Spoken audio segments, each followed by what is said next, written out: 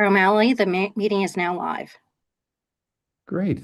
Thank you. Good afternoon, everyone. Welcome to the February 2nd, 2026 meeting of the Board of Police Commissioners for the Halifax Regional Municipality.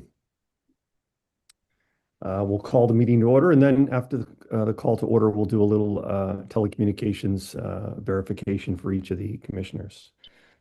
So the Halifax Regional Municipality is located in Mi'kma'ki, the ancestral and traditional lands of the Mi'kmaq people. The municipality acknowledges the peace and friendship treaties signed in this territory and recognizes that we are all treaty people. As well, we also recognize that African Nova Scotians are a distinct people whose histories, legacies, and contributions have enriched the part of Mi'kma'ki known as Nova Scotia for over 400 years. And this is a special month, which I believe Chief McLean will share some comments for us in his remarks a little later in this meeting. So let's start by doing a little verification of everyone's microphone. So I'm assuming everyone can hear me. Okay. Vice Chair Kent, can we hear you, please? Hi, I'm here. Excellent. And just trying to figure out how to do all of this on the phone at the same time as we're doing the agenda. Anyway, yes, I'm here. Thank you. You're doing a great job. Commissioner Mancini, can we hear you, please? Yeah, good afternoon, everyone. It's good to be here. Hopefully everybody's shoveling. Chief McLean, make sure you bend your knees when you shovel, sir. Oh, don't know what he was insinuating there. Commissioner Hinch, can we hear from you, please? Good afternoon. Thank you, Commissioner Hinch. Commissioner Akindoju will be joining us at a little later throughout the meeting. Commissioner Bezic Escanlar, can we hear from you, please, sir? Hi, Chair. Good afternoon, everyone. Cheers. Good afternoon. And has Commissioner Carter joined us yet? No, but I see that Commissioner Akindoju has joined us. Commissioner Akindoju, could you unmute your device and we can do a little test on your volume?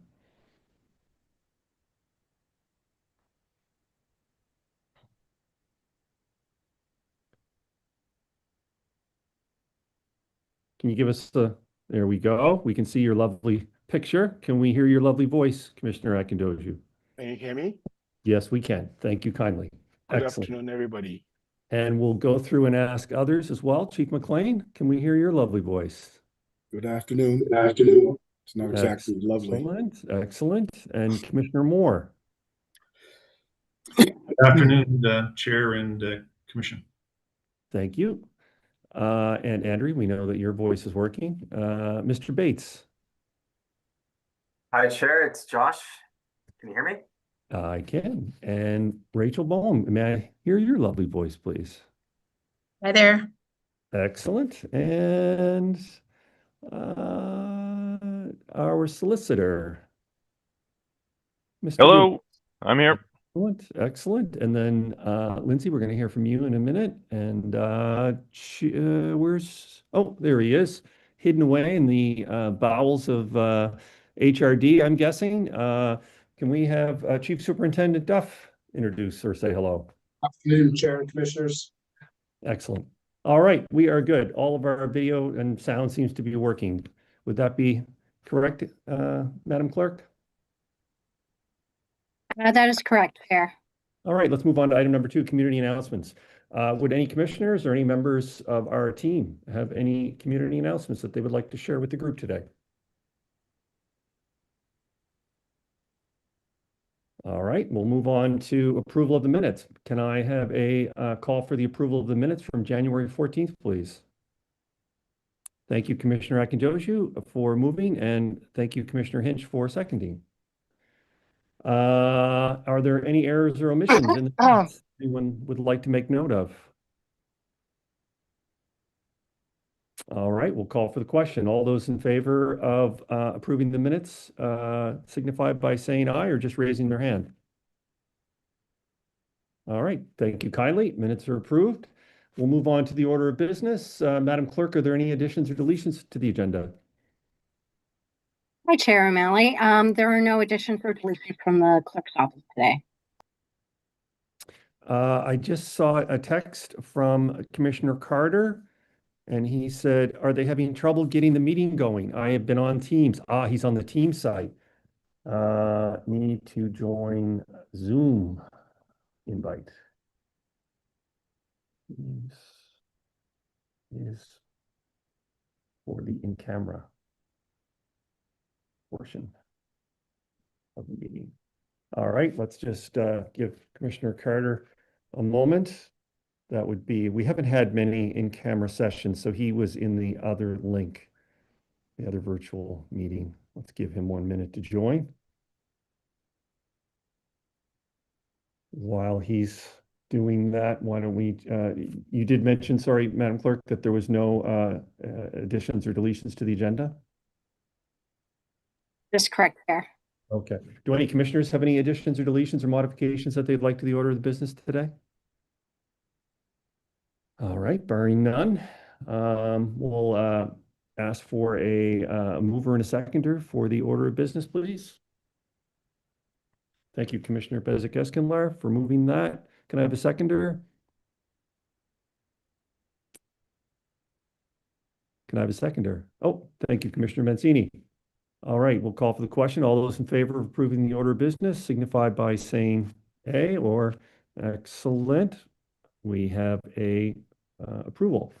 All right, we're going to go on to business arising out of the minutes, which I believe there is none. Is that correct, Madam Clerk?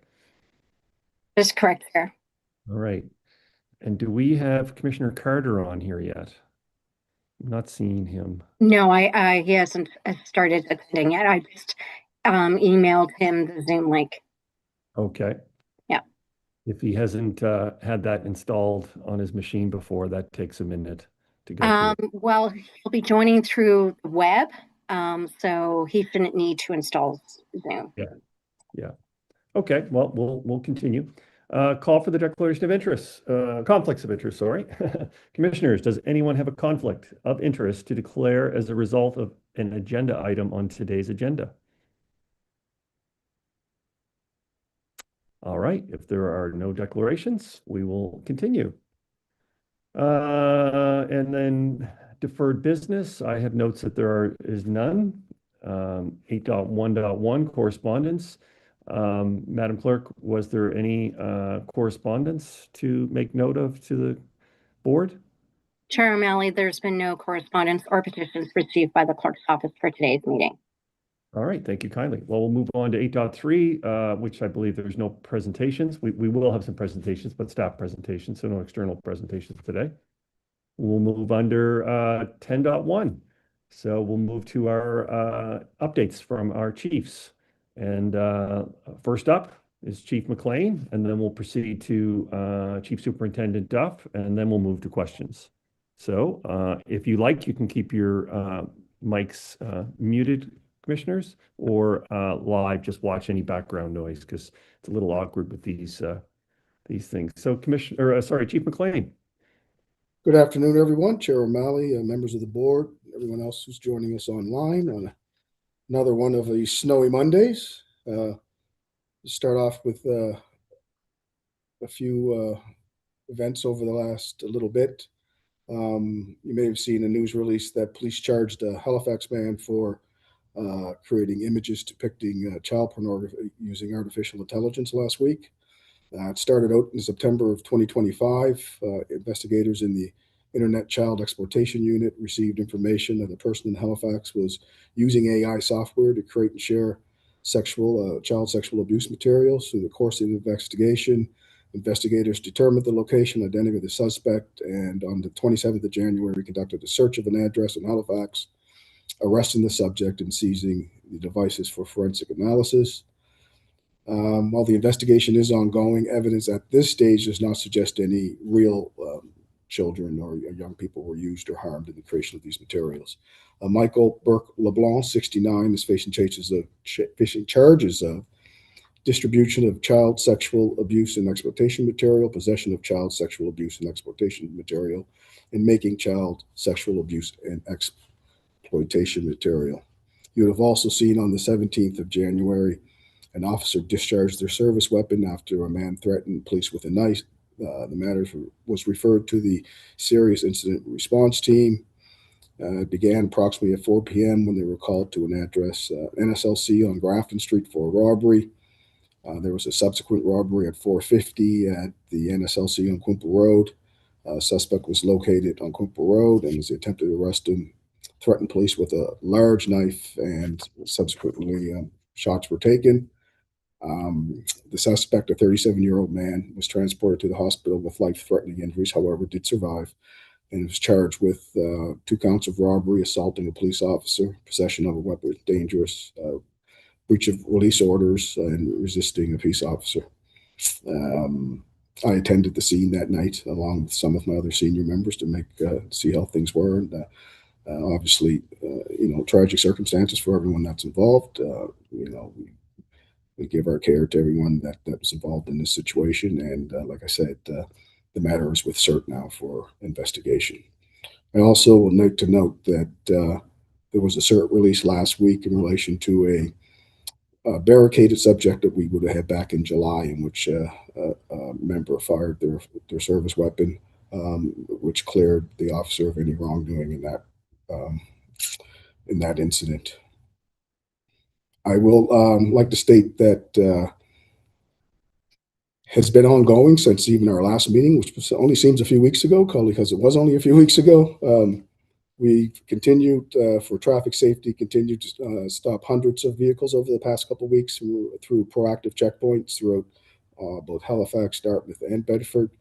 We've also issued many hundreds of tickets and seized several vehicles in relation to the winter ban over the last 3 weeks and of the weather events. We continue to hire through our experienced police officer program. I believe it was 2 snowy Mondays ago where I swore in 2 officers, one from Ontario and one from the RCMP. And we will continue that going forward. From a domestic violence perspective, for the month of January, we had 170 total reports, of which 87 resulted in charges. 20 of those were designated as high risk. And there were critical developments in 22 of those files. From a firearms perspective, we've had 0 homicides related to firearms this year, 2 shooting incidents, and 31 firearms seized. From a traffic perspective, HRP officers issued 949 summary offense tickets for the month of January, from the 1st to the 26th of January. There were 19 charges laid for impaired operations of a motor vehicle and 8 suspensions issued, and that were 47 calls of service to report suspected impaired driving. This month continues to focus on distracted driving. So we obviously remind all motorists and pedestrians to keep their eyes on the road and their hands on the wheels and stay alert and avoid distractions. As the chair had noted, February is African Heritage Month. It's a time where we honor the many contributions of the African Nova Scotian community. This year, the provincial theme is Strength and Unity, moving forward with purpose, prosperity, power, and progress. We honor the past, celebrate the present, and affirm our collective path forward. At HRP, looking forward to a couple of special events. We will have an opportunity at a time to be determined. Information will come out to honor the late Constable Sinclair Williams of East Preston, who was the first African Nova Scotian police officer in Dartmouth HRP history. Obviously was a trailblazer, so we look forward to honoring his remembrance as well. There is a hockey game being arranged with the Black Ice Society and Sports Hall of Fame in relation with some police officers at the RBC Center on the 21st of February. And this will also be an opportunity to be a recruitment and information session in terms of people who wish to have a career in policing. Those are my remarks for this update, and we'll turn over to Superintendent Duff. Just before we proceed to Chief Superintendent Duff, I just wanted to do a volume check for Commissioner Carter. Commissioner Carter, can you unmute yourself and just test that your microphone's working? Yep. Can you hear me?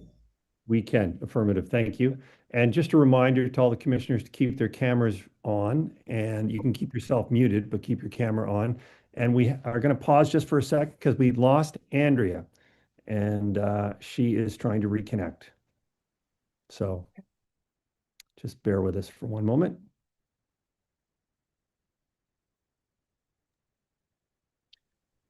This is Simon Rossiegel, the backup support person for the meeting. I can confirm that Andrea is trying to just update and join again. I will continue to monitor. I believe Councillor Kent is also just jumping back in now too as well. If need be, I can continue to support while Andrea is waiting to reconnect. Thank you, Simon. We'll just give her one minute, I guess, just for continuity.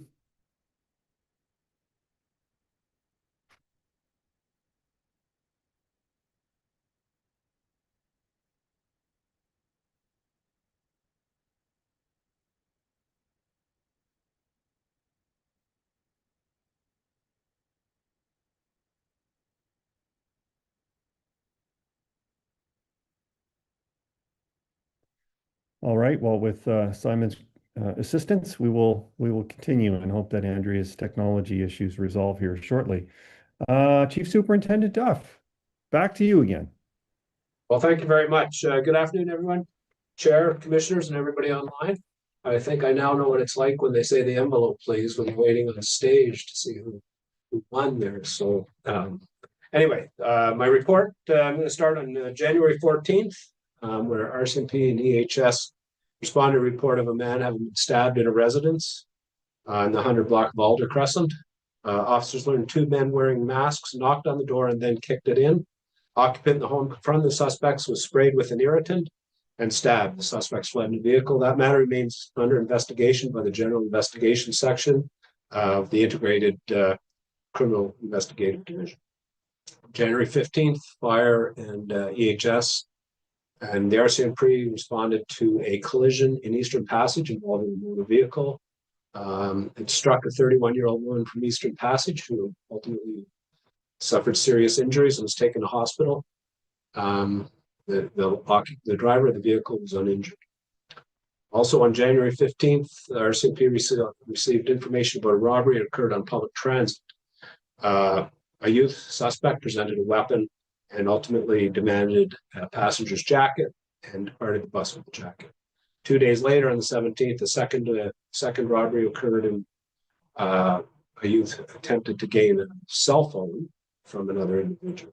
The suspect was identified, ultimately through investigation, safely arrested in Cole Harbour, which time the jacket was recovered and also the weapon was used. A youth suspect is facing 11 charges as a result of those 2 incidents. On the 18th, RCMP officers responded to a vehicle theft that occurred on French Village Station Road. It was learned that officers, a Ford Transit van was parked. The suspect was pulled from the vehicle, through to the ground, and the vehicle was subsequently stolen. And through a GPS tracker, the vehicle was located. Halifax Regional Police Service K-9 unit assisted. However, a suspect is not located. This is ongoing investigation with the assistance of the RCMP Forensic Identification Section. Over a period of 4 days, HRD charged 4 different people in 4 separate incidents with impaired driving. 2 of these were as a result of calls from the public, and the remainder were self-generated. On the 29th of January at approximately 3:15, HRD officers attended home in Sheet Harbour to arrest a man for breaching his release order. The man exited the residence through a window, fled on foot. Officers ran after him until he entered the East River. He later came out and was arrested. This man was transported by EHS to hospital. After being released from hospital and into custody, the man was able to break free from the police and flee into a wooded area. Halifax Regional Police K-9 unit attended, the HRD Street Crime Enforcement Unit, the HRD CART team, and a remotely piloted aircraft system. Through their combined efforts, they were able to locate the individual in a residence, safely place him under arrest. The 23-year-old from Sheet Harbour's faced multiple charges, failed to comply with release order, resist arrest, and escape lawful custody. And also on the 29th of January, HRD, including Our street crime enforcement unit CART responded to a report of a shooting in a parking lot in the 700 block of Highway 7 in Westfall. Officers learned a man was sitting in a parked Buick Envista when a BMW X3 pulled in the parking lot. The driver exited the BMW and fired shots into the Buick. The BMW fled the scene heading east. The 19-year-old victim of Dartmouth was not injured. Short time later, officers located the BMW on North Preston Road in North Preston, attempted to stop the vehicle, but it fled at a high rate of speed. BMW was later found abandoned, was seized, as was the Buick, as part of the investigation. This investigation is continuing the Integrated General Investigation. In respect to IPV, from January 1st to January 26th, there was 96 reported IPV cases reported to HRD. 26 of these were determined to be high risk. So again, that's still showing consistently high numbers month to month. On the 29th, HRD Traffic Services and Provincial Traffic Services jointly conducted a high visibility, high patrols on 107 due to a number of accidents that had occurred there. And over the course of the day, ultimately conducted 105 traffic stops on 107. And as a result, 95 summary offense tickets were issued. Hopefully that's going to influence some of the behavior on that road where we've seen some serious accidents in recent time. We're looking forward to build upon that and continue to target high risk areas. And barring any questions, that's my report. Thank you, Chief Superintendent. I'll open up the floor to any of the commissioners who might have any questions for Chief McLean or Chief Superintendent Duff. Commissioner Kent, would you like to go first? Yeah, thank you, Mr. Chair. I just want to acknowledge the great reception that we had with RCMP. John and the chief had a number of his team in Eastern Passage with the town hall meeting at a condominium residents association, and it was very well received, well turned out and very well received. We spoke to the direction that HRD is going with the request to council for the satellite office. So they were excited to hear that at least we're still trying to fight the fight. So now as a counselor, that's my job. So anyway, I'm really grateful that they came out and had that. I think that it was very intimate and very sort of very natural for everyone. And I appreciate Chief Duff and all of his team for coming out. Thank you. Thank you, Commissioner Kent. Commissioner Bezic-Escalor. Thanks, Chair. Just want to start by thanking both chiefs for their reports and for the work on by both forces on traffic safety. From my questions in the past, you'll know that was one of the interests of mine, and it'll come up in the metrics discussion today. So thank you both for the attention on that, because I think that is an important thing. Also want to thank Chief Superintendent Duff for the update on that robbery on transit. That was another point of mine that I brought up before about potential police contributions to improving safety on transit. So I'm glad to hear that led to a successful arrest that hopefully will deter that in the future. My question to both of you is about the assault style weapons situation, the buyback and disabling or collection. I read on the news that RCMP and Halifax Police had agreed to participate. Then I also heard that Premier Houston had said that Nova Scotia wouldn't be participating. So I'm just wanted to hear from both of you what the situation is on that and what the forces would be doing with respect to that program. Thank you. I'll start. I can't speak to the Premier's comments in terms of, I can tell you that from day one, the position of the provincial government has been one that they did not want provincial resources involved, which has nothing to do with me.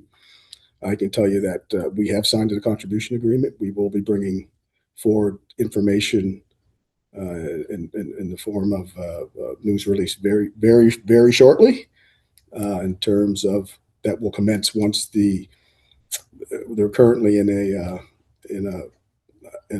2-month period where people will contribute to the portal, those who want to voluntarily take place with the program, and then such place that we will have a program using rotating off-duty officers that will have zero impact on our frontline personnel.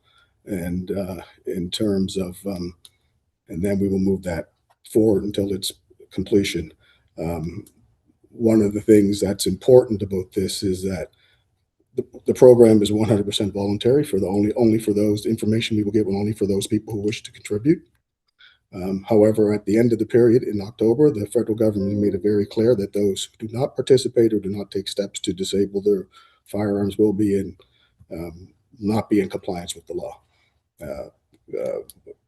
Like I say, the compensation program is voluntary. Compliance with the law is not. I'll leave it to John to speak to the RCMP.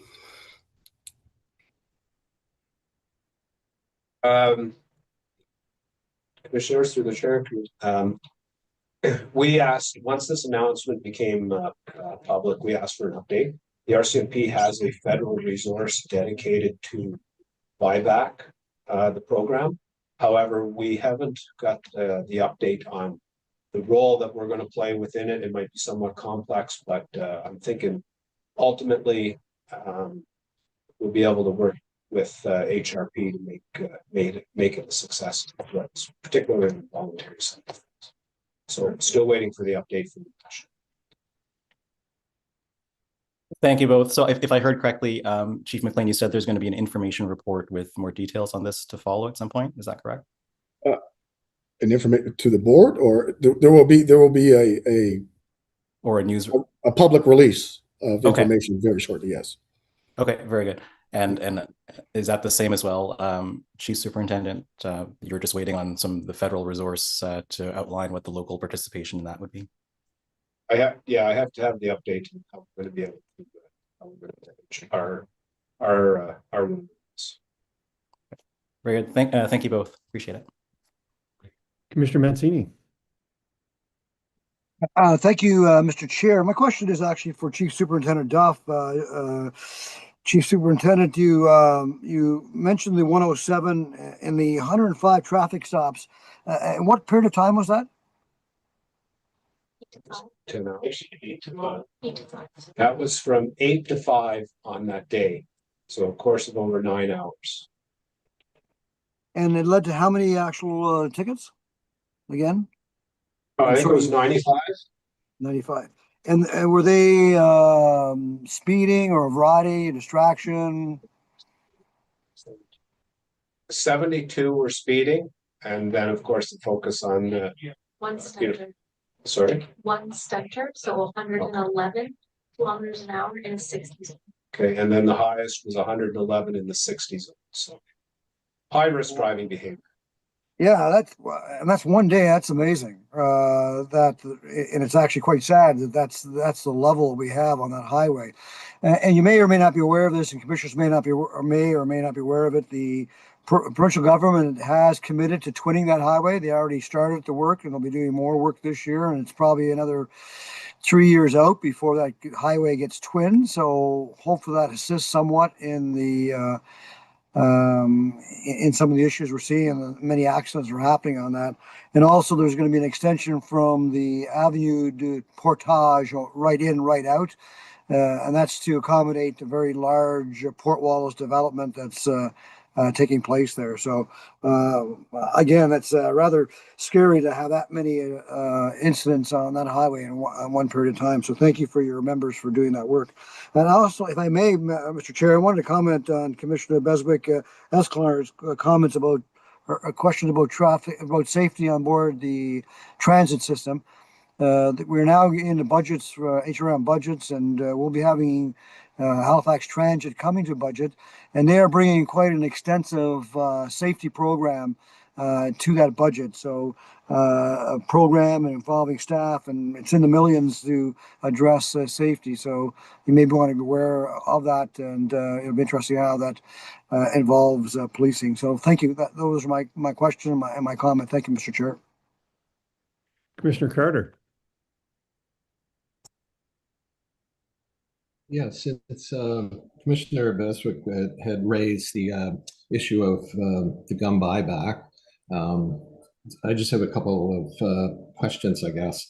And since the topic has been raised, I have a couple of concerns on two areas. And one is the possible drain on our police personnel who are out there trying to catch people with illegal firearms and people committing crimes with firearms. So the drain on our police resources. And the other is an issue on public trust. And it looks an awful lot like the residential school situation, and the public trust that the RCMP lost over that has lasted for decades and still is a burden upon them. I don't expect to discuss this now. I would like to see some discussion around it maybe in our March meeting, and I would put forward something for the next March, for the March meeting around that. Thank you, Commissioner Carter. Did you have any specific questions for the chiefs at this time, or you just wanted to share comments about your intention for the March meeting? I guess there is a question, and one is really around the personnel. That is it a drain on the personnel? Yes. Okay. Would the chiefs like to both answer? Well, I can start in terms of, like I said, there'll be no impact on our frontline resources. In terms of our model, will employ a small pool of people through CID that are working overtime off duty through a schedule, mainly weekends and around there at certain times. Quite honestly, as I said anecdotally, it'll be as much a drain on our resources as policing the moose heads at the Metro Center over the period of months. It's as simple as that. And Chief Superintendent Duff, did you want to share any additional comments? Yeah, my understanding is that is at this point in time is that it will be a federal run program. Again, there's some unclarity how HRD is going to play. I understand there's going to be no on-duty resources required. And just to add to that, Chair, obviously, all of that overtime is compensated by the federal government. There's no cost to the municipality. Right. Thank you. All right. Any other questions from any commissioners for our chiefs? All right. Let's move on to item 10.2, which is our community safety update. Rachel Bohm, our Executive Director of Community Safety, is going to share her update. Thank you, Rachel. Thank you. Simon's going to share an infographic I wanted to share today. Wait a minute for that to come up on the screen.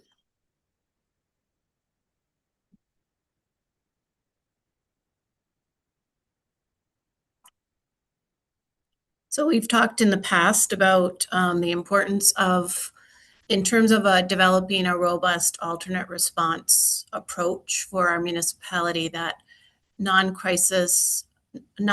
crisis intervention training is an important part because it allows you to expand capacity throughout the community of service providers and of HRM employees to de-escalate situations, thereby not needing to call in emergency services. So this work that we've been doing over the past couple of years been carefully monitored, and this infographic, which you'll all receive a copy of, shows some of the wonderful outcomes from this program. So between September 2023 and May 2025, we had 446 participants.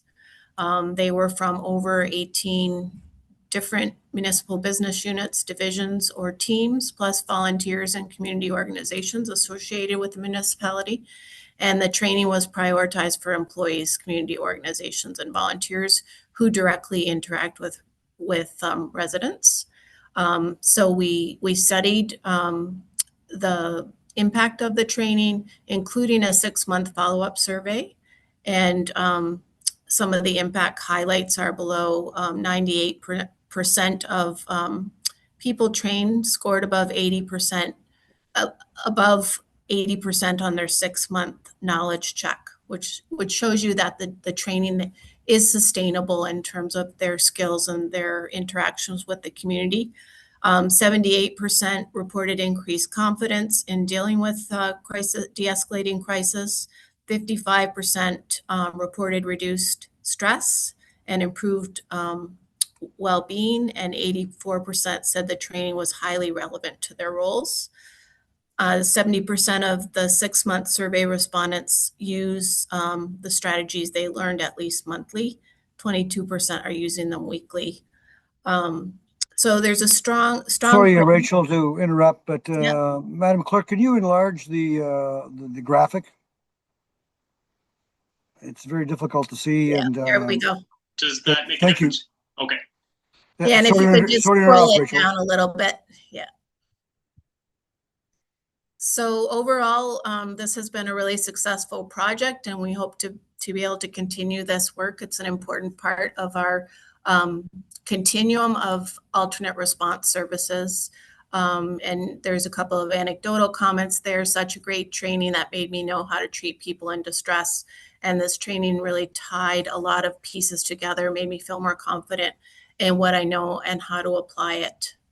And of course, we did where we were able to train a number of members from the same team. Those team-based sessions fostered stronger engagement, peer learning, and integration of the skills in the workplace.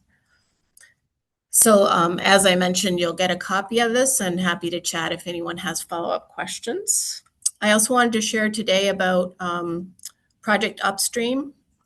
Project, you can discontinue the infographic, Simon. Thank you. Project Upstream, we've all heard a lot about increasing polarization and hate crimes in our country. In Halifax, I believe I mentioned earlier this year that Halifax is one of 10 pilot sites.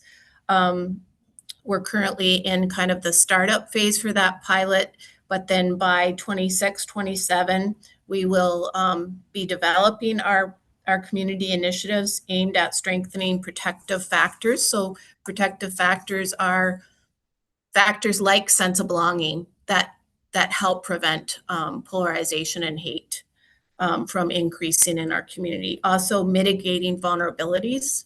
So certain factors like socioeconomic inequities can contribute to polarization and hate. So these projects will try to strengthen the factors that protect people from going down the road of polarization and hate, and address factors that can contribute to those behaviors, as well as addressing emerging issues.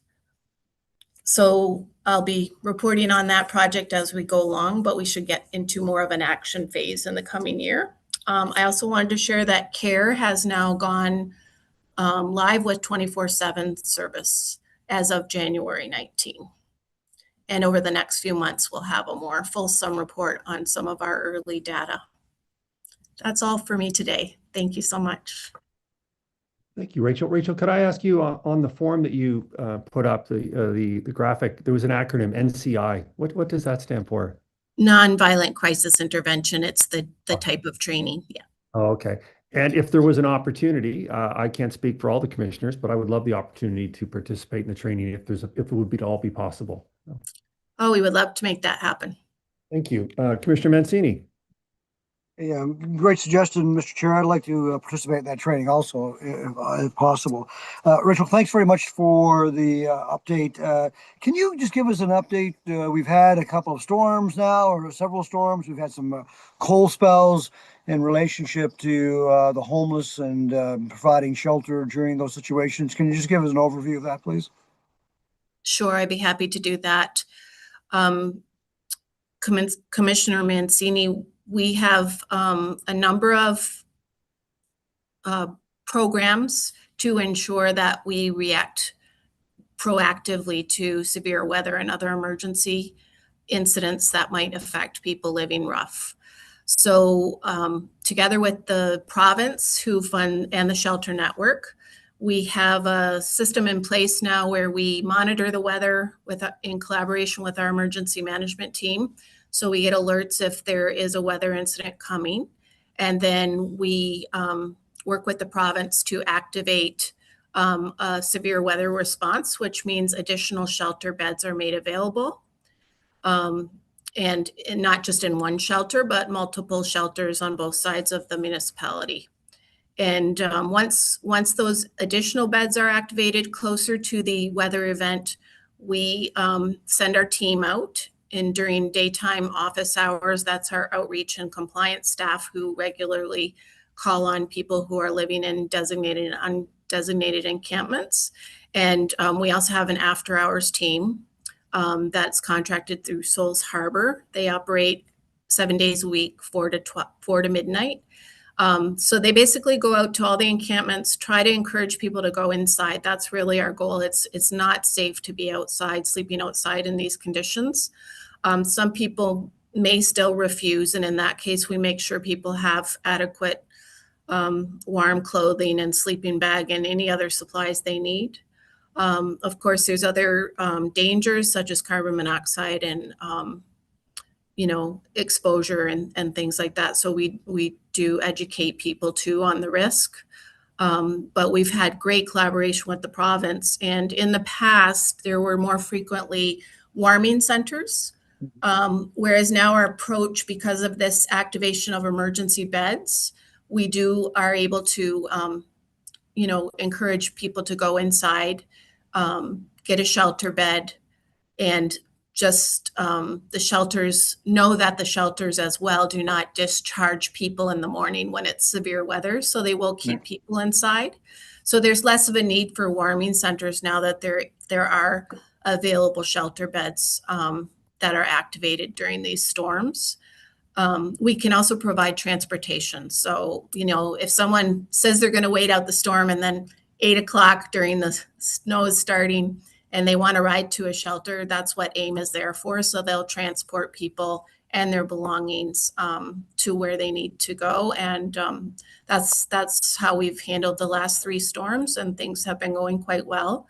We also encourage the public to, if they're concerned about someone, because there could be people that aren't on our radar. So if someone is concerned about a neighbor or someone in their community who seems at risk during severe weather, they can call 211.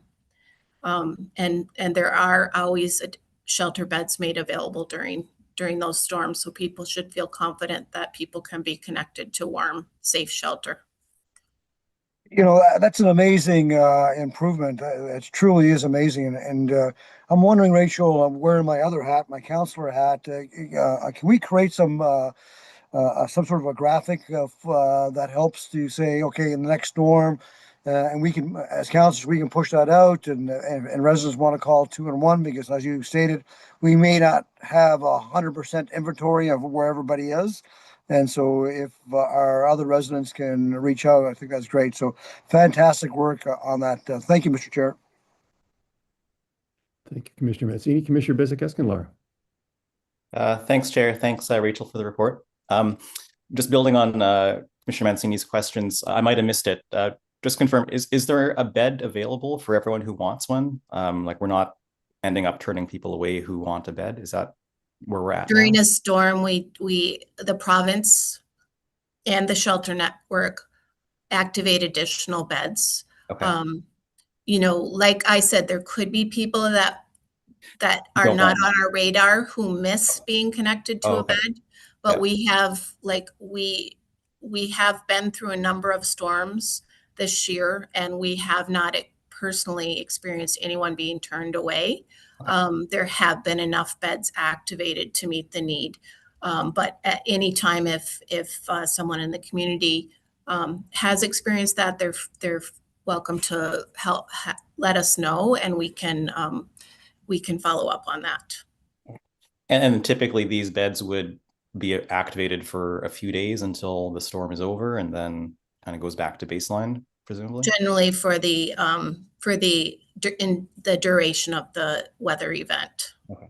And is anyone being turned away at that point, that a bed was available during the storm, but they still want one and they don't have one? Or generally not. Some people do want to go back to living rough after the storm.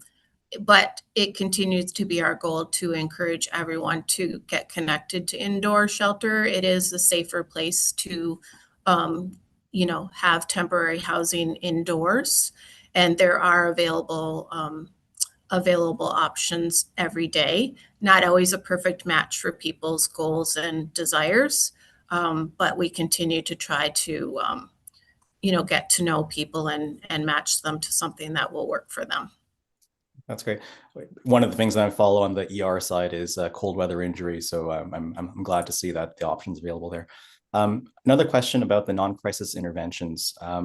You mentioned that a few municipal employees have gotten it. Are these, I might have missed this as well, were these mainly frontline or public facing employees like transit or library, or was this kind of? Yeah, they were prioritized, the public facing Okay, perfect. employees and partners and volunteers. Yeah.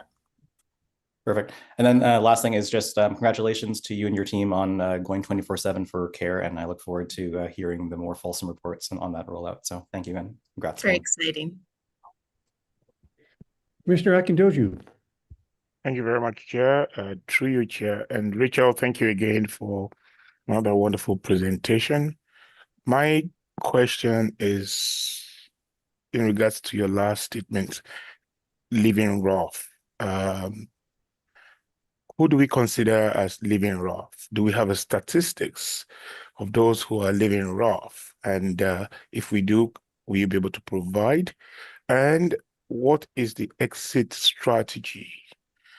Bill can help us with this for those living rough, so that come next winter, we start to proactively prepare the care of those who are living rough.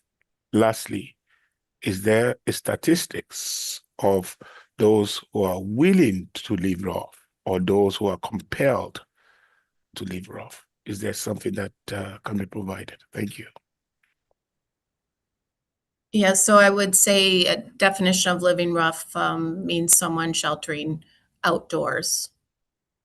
So generally a tent, but it could be under an overpass or a makeshift shelter. But someone living in the outdoors. In terms of the exit strategy, Halifax Regional Municipality has committed to ending designated encampments by late fall of 2027. Of course, some people live rough in undesignated spots or they move around frequently. But it remains our goal to connect with every person that we become aware of. We do surveillance of our community and try to map the locations where people are tenting so that we can meet with each person, make sure they're safe, and with a longer term goal of getting to know what their housing needs are, getting them entered into the housing data systems so that they can be matched to temporary shelter with the goal of moving on eventually to long-term housing. In terms of the research, the numbers, currently in HRM, we do our staff who are out doing outreach during the week. Our current counts are about 50 to 75 people living outdoors. Numbers do always go down at this time of year because it is just so difficult to live outdoors. I think the pit count that was taken in November, the stats are on the AHANS website. I believe the number was around 125 of people living rough in the HRM. I don't have the number in front of me, so that might not be exactly right, but it was around that number. And then you ask about which percentage of those living rough are choosing to live rough versus not being compelled to live rough. So I think that's really, I don't have research specifically on that. And it is a difficult question because generally my sense is that if people are matched to housing that meets their needs and their goals, that will accommodate their mental health or addictions issues or other maybe factors that can make it difficult for them to retain housing. If housing can adapt to those factors, I believe it would be a high majority that want to live indoors. I think very few people choose to live rough. They end up living rough because they may have issues. There's a proportion who live rough simply because they lost their housing and they're in a temporary difficult space and they want to be rehoused as soon as possible. There is a more chronic group of people who've been chronically unhoused who have issues that have made it difficult for them to retain housing. And they may have lost trust in the social service sector, which makes them reluctant to even try to become rehoused. So it's a complicated, there are many complicated factors that lead people to living unsheltered in the community. And the solutions are, the research points to the best solution for people living rough is to provide income adjusted, affordable or deeply affordable housing. And when we find times in our history when there is enough public, deeply affordable housing, we have fewer people tenting.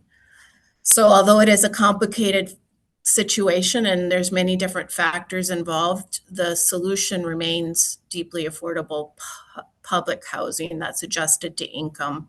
And when you find that there's more availability in that and a range of temporary shelter options, but the permanent housing is the real solution because many people don't want to live long-term in temporary housing. It is an institution. It's like, you know, living in an institution, very low privacy. So yeah, so it's a continuum. People don't mind to go into temporary housing if they truly believe that doing that is going to get them into their own apartment. But yeah. Yeah, thank you very much, Rachel. The reason why I asked these questions is that a lot of some countries now have commenced studies and setting clear goals as to eliminate living rough rather than care for living raw. So elimination of living raw, a clear goal to eliminate living rough is a little bit more of security issue. When I say security, it's not saying burglary or that. Security for everyone, the able, unable, and it's simply by way of, you know, creating training, development, housing, self transition. But it is a clear goal that we set, quite different from strategic care needs that is being provided over a short time. You know, care would include shelter, beds on that. Whereas if we, you know, start to think about a clear goal of elimination, we'll start thinking about, you know, retooling, retraining, reschooling people, identifying and having clear numbers of those that are willing to be fully rehabilitated into the society. I don't know if Bill wants to talk about that. The cost of doing that may be high in the short run, but over the long run, it's a shorter cost for the department. Whereas the care of care strategy will continue and will continue to expand, and more resources will be needed year in, year out. I rest my case here. Thank you. Thank you, Commissioner. Any other closing questions for Rachel Boehm? I don't see any. All right, thank you very much, Rachel. Thank you. Yes, maybe we could coordinate if there's some way, some of us who would be interested to, you know, participating in an already planned session. I know Councilor Mancini and probably some others are keen. I think I want to join as well. I'll follow up with some information on that. Thank you. Thank you. All right, welcome back, Madam Clerk, Andrea. She has resolved her VPN issues. Yes, thank you, Chair. All right, we're going to move on to 10.3, which is a staff presentation. HRP and RCMP HRD are going to present about how use of force data is collected And I understand that our first speaker is Inspector Lindsay Herndon. Is that correct? That is correct, Chairman O'Malley, and good afternoon, everybody. Did you have I'm just something gonna you wanted to share that either Andrea or Simon are going to put up, or? I'm going to share my screen with you. Ah, okay, perfect. Thank you.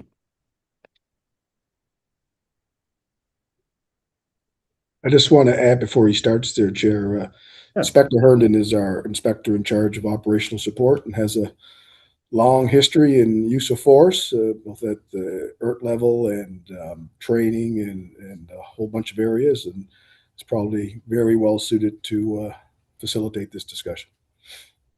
Excellent. Thank you for the introduction. Thank you, Chief. Okay, without any further ado, as Chief said, I'm the support division. Currently, I have reporting to me a number of different specialty teams. That includes the emergency response team. I spent a lot of time with that team over the years.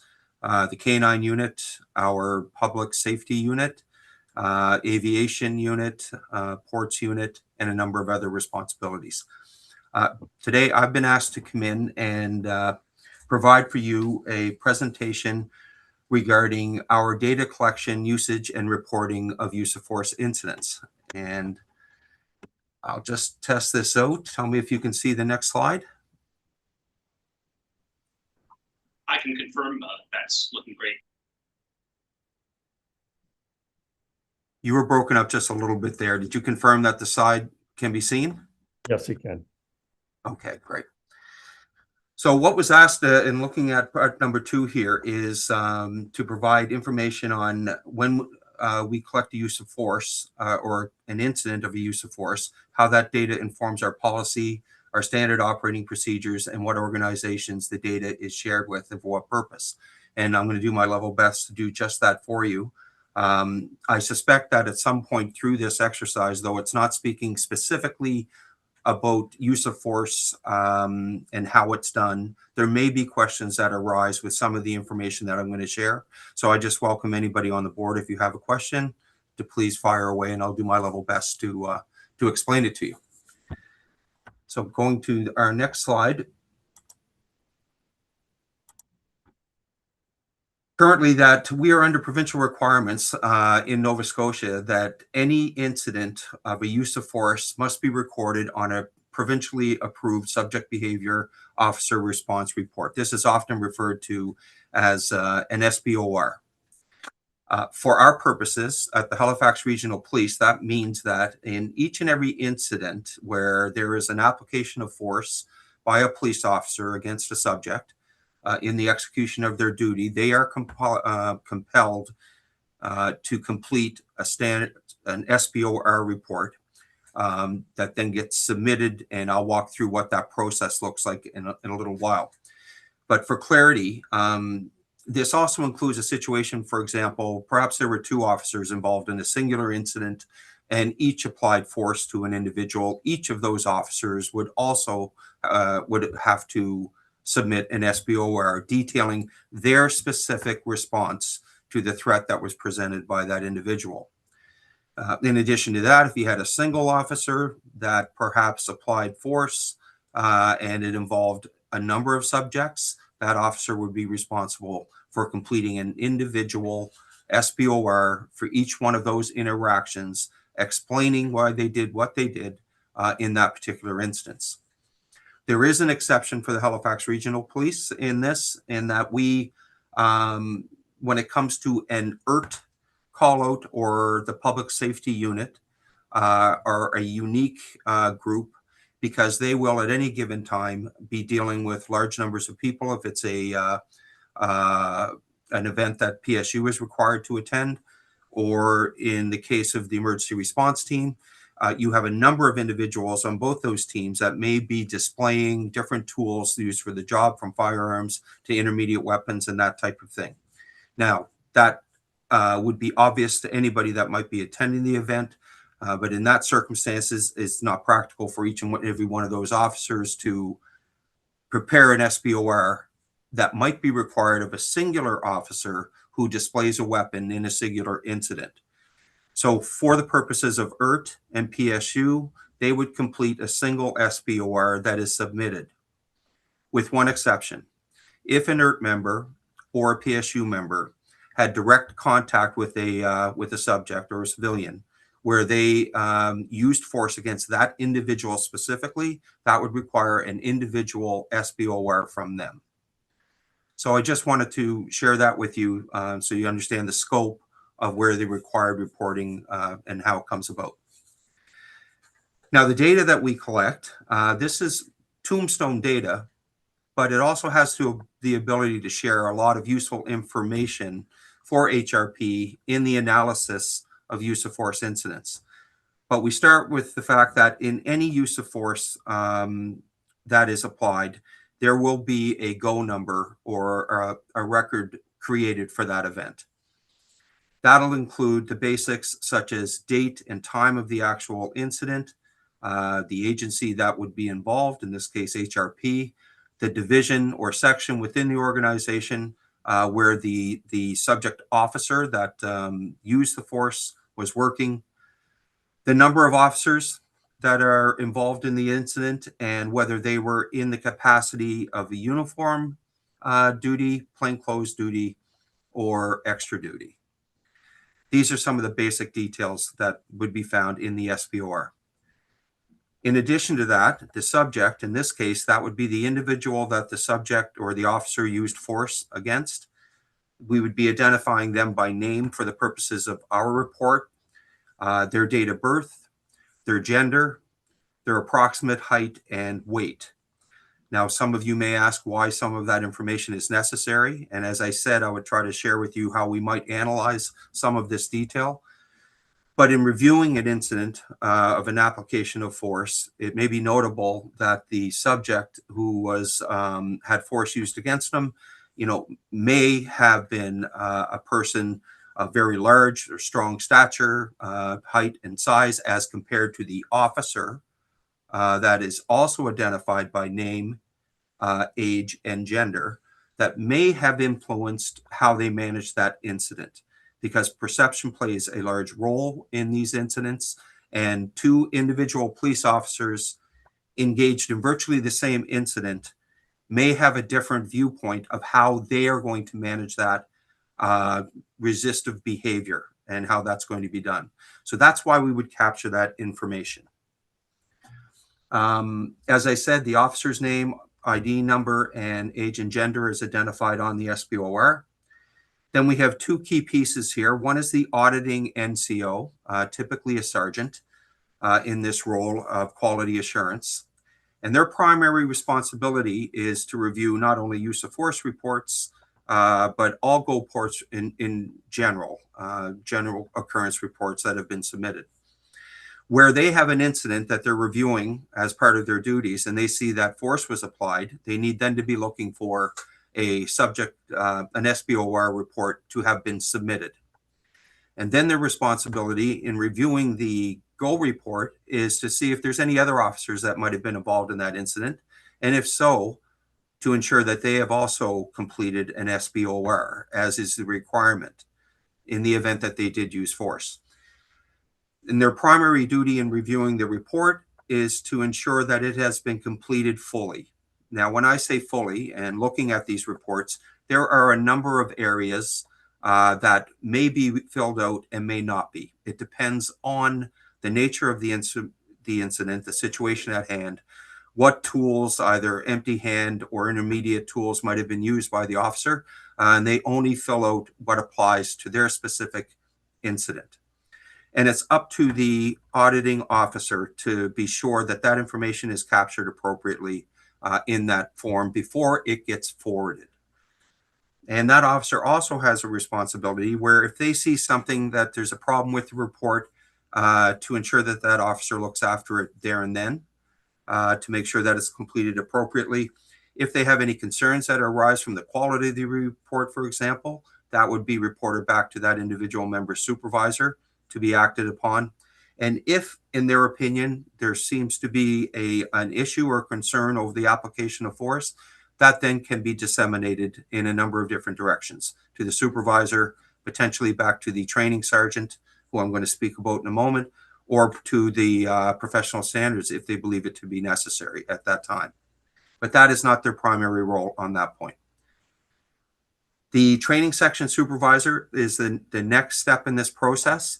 When the auditing sergeant has approved it from their end, that is going to be connected to the GO report, and that GO report and the SBOR are going to be delivered to the training sergeant.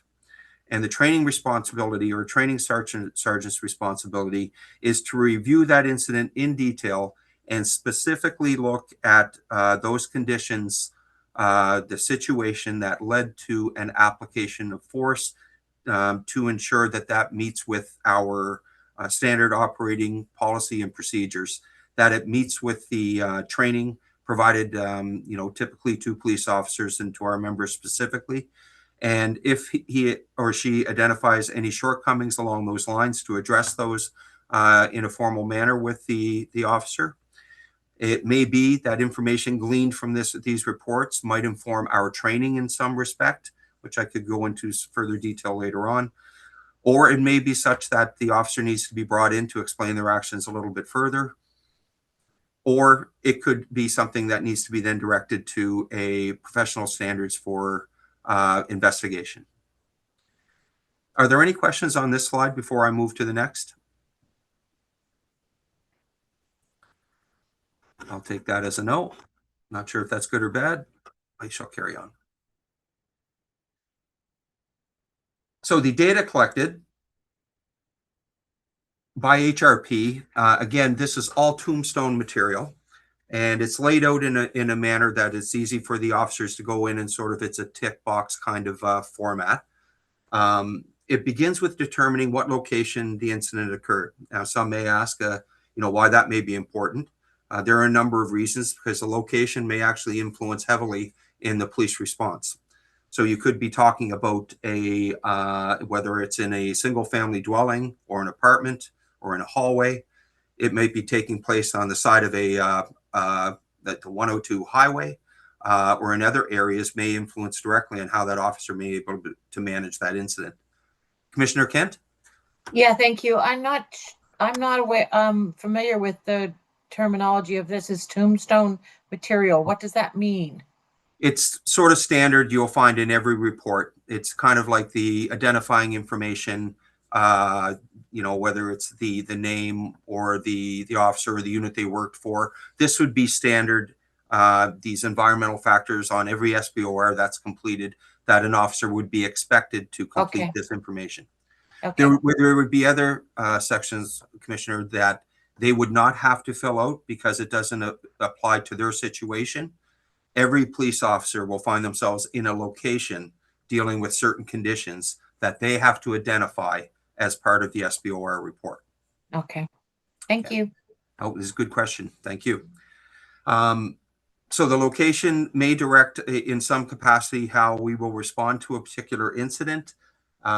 Weather and visibility, of course, play a critical role. Extreme heat or extreme cold can have very detrimental effect on police officers that are out in those environments for a lengthy period of times. If you consider perhaps like a barricaded person or something along those lines, visibility can be affected. That, of course, will be a problem in terms of identification of individuals and subjects.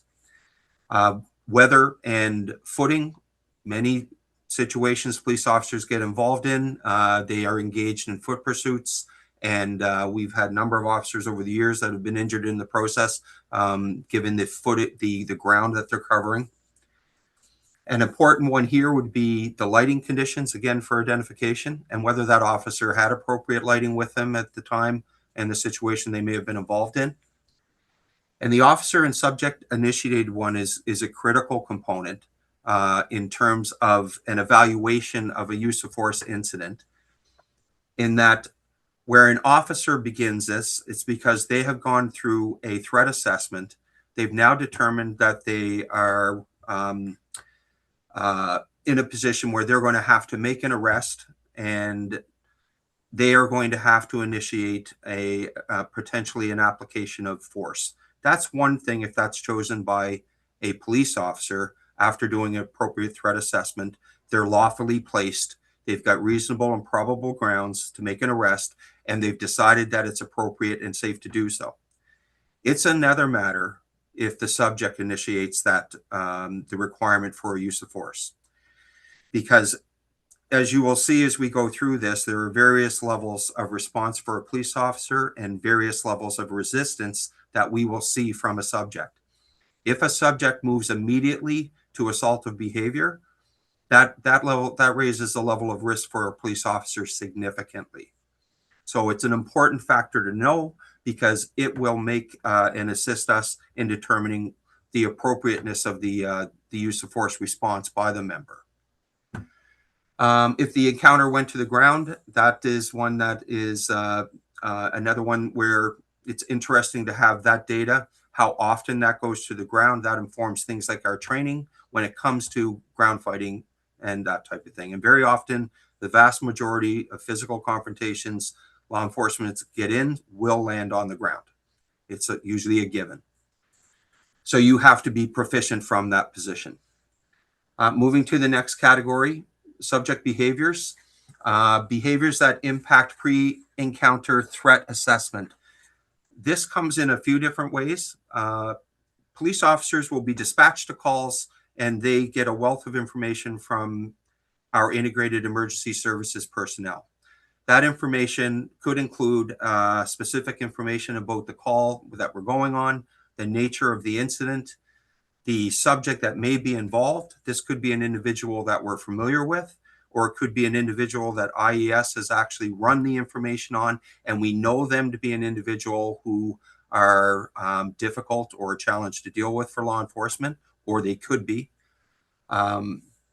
This information allows a police officer, while en route to the call, on foot or in a vehicle, to begin a threat risk assessment on how they're going to manage that. So it provides that opportunity to plan. That is not always afforded to police, because sometimes we may come upon an incident in progress and you operate with very little information, and you have to basically move based on what you perceive when you arrive. So some of the information that we get may be whether or not weapons have been used, what that type of weapon might be, or a weapon was found at some point. All of that information leading to your first encounter with somebody will directly influence your response if we're aware that there was a firearm, or if we're aware that there was shots fired. It will change the response significantly. That could mean, additional police officers attending, or request for a supervisor, or what have you. Upon scene, there are other exhibited influences that the police officer may observe. This includes an individual being perhaps highly agitated. We may believe them to be under the influence of alcohol or drugs. They may be experiencing an emotional disturbance. We may be aware that they suffer from mental health issues. We might actually be watching somebody if they're highly agitated and exhibiting certain other physiological symptoms, that may be experiencing something called autonomic hyperarousal state, which means they may be in a medical emergency that we're observing. So the subject's behaviors are going to influence how the police officer is going to respond. And we'll be going through some of those, but they include whether or not the individual is cooperative with the direction being given by a police officer, or they are passively resistant to that direction, meaning they're not assaultive, they may be non-communicative, or it may be something where they're simply not helping you along. Picture a demonstration where people have to be removed and they're simply dead weight and they have to be kind of carried out of the way. That's what we're talking about when it comes to passive resistance. That elevates from there into assaultive behavior. That's a different, or defensive resistance rather, where they're actively trying to prevent you from arresting them. That carries up into assaultive behavior, and from there into active aggressive behavior that may lead to a lethal force type of confrontation. These are the types of behaviors that will be observed by police. Now, moving to the next section, the officer response options. this is where the police officer exercises a variety of different options. Can I ask a question? available. Sure. Thank you very much. Can officer behavior lead to any of these reactions that you have spoken about? Can an officer's behavior? Can an officer's behavior lead to the kind of response that you have discussed earlier today? Can you be more specific? If I think I understand your question.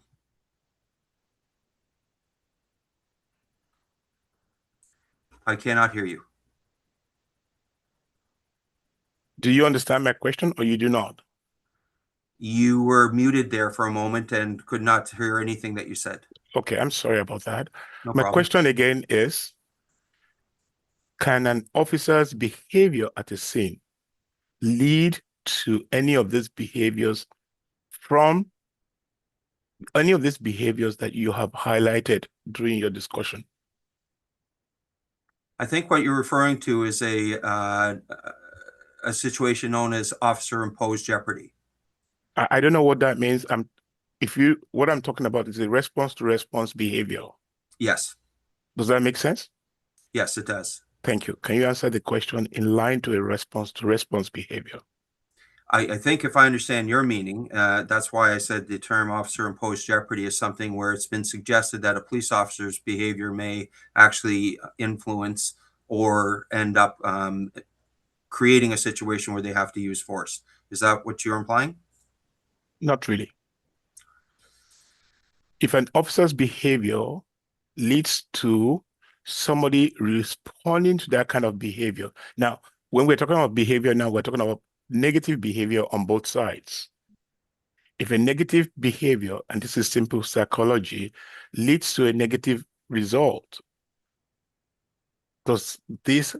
how do you measure that? That is, I am supposed to be the officer. I am negatively dealing with an individual and he's responding negatively. In most of the cases that you have highlighted, your observation is based on one party's negative response. A negative response can be a result of a negative approach. I don't dispute that. So how does this deal with that? How do you measure that? Because you're not there. And I'm just thinking and I apologize that I'm coming here, but I want to hear we're hearing what the other person's behavior will be and your reaction to that. But we're not hearing what led to that person's behavior. You're right. It could be because he's drunk, he's mentally derailed, but there could be other things that will initiate that behavior based on approach. I understand the question, and what I can say is that if you're suggesting that a police officer's negative approach will elicit a negative response, that is certainly possible.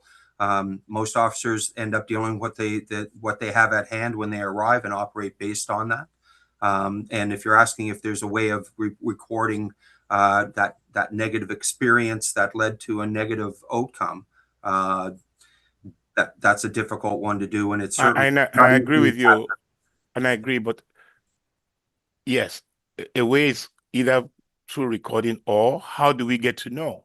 We're dealing with one side of it, but we're not able to deal with the other side of it because it is unknown. Correct? Well, I think that's correct, and part of the problem. I just want to. Yeah, I just want to note. I just want to note that that's very, very critical. Yeah, thank you. And it's a good point, and I would say as well as that oftentimes we don't get an opportunity to know the rationale behind. We're dealing with the behavior that we find once we arrive, which is the priority. Thank you very much. I really appreciate that. Thank you. Moving to the officer response options, I see another question. Yeah, Inspector, I just didn't know. Maybe I could check. Are you amenable to answering questions as we go, or would you prefer that we allow you to complete your presentation and ask questions at the end? What's your preference? Well, I'm comfortable either way, Chairman. Whatever you wish. If people would like to save their questions, or if they think it would be more appropriate to ask now, I'm comfortable with that as well. I'll leave it to the better judgment of the commissioners. Commissioner Bezic-Escalard. Thanks, Chair. Thanks, Inspector. I just building on Commissioner Akindoja's question. So I would think that the situation that he's describing would be something that the auditing NCO or the training section supervisor would hopefully pick up on the review of the SBOR. Does that sound like a fair assessment of what they would be looking at for? My understanding of the question that there's some information that we may not be available to us that has, caused the very contact or interaction between police and a subject. That may or may not come clear during the course of the subsequent investigation. Again, I would reiterate that we often find ourselves dealing with what is happening in the moment.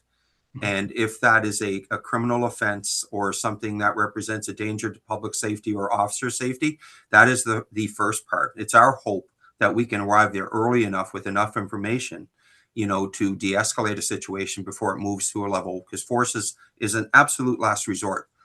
Sometimes that option is taken away from us. So I agree. And we can also conclude that I agree. And we can also conclude that it's a limitation of the SBOR.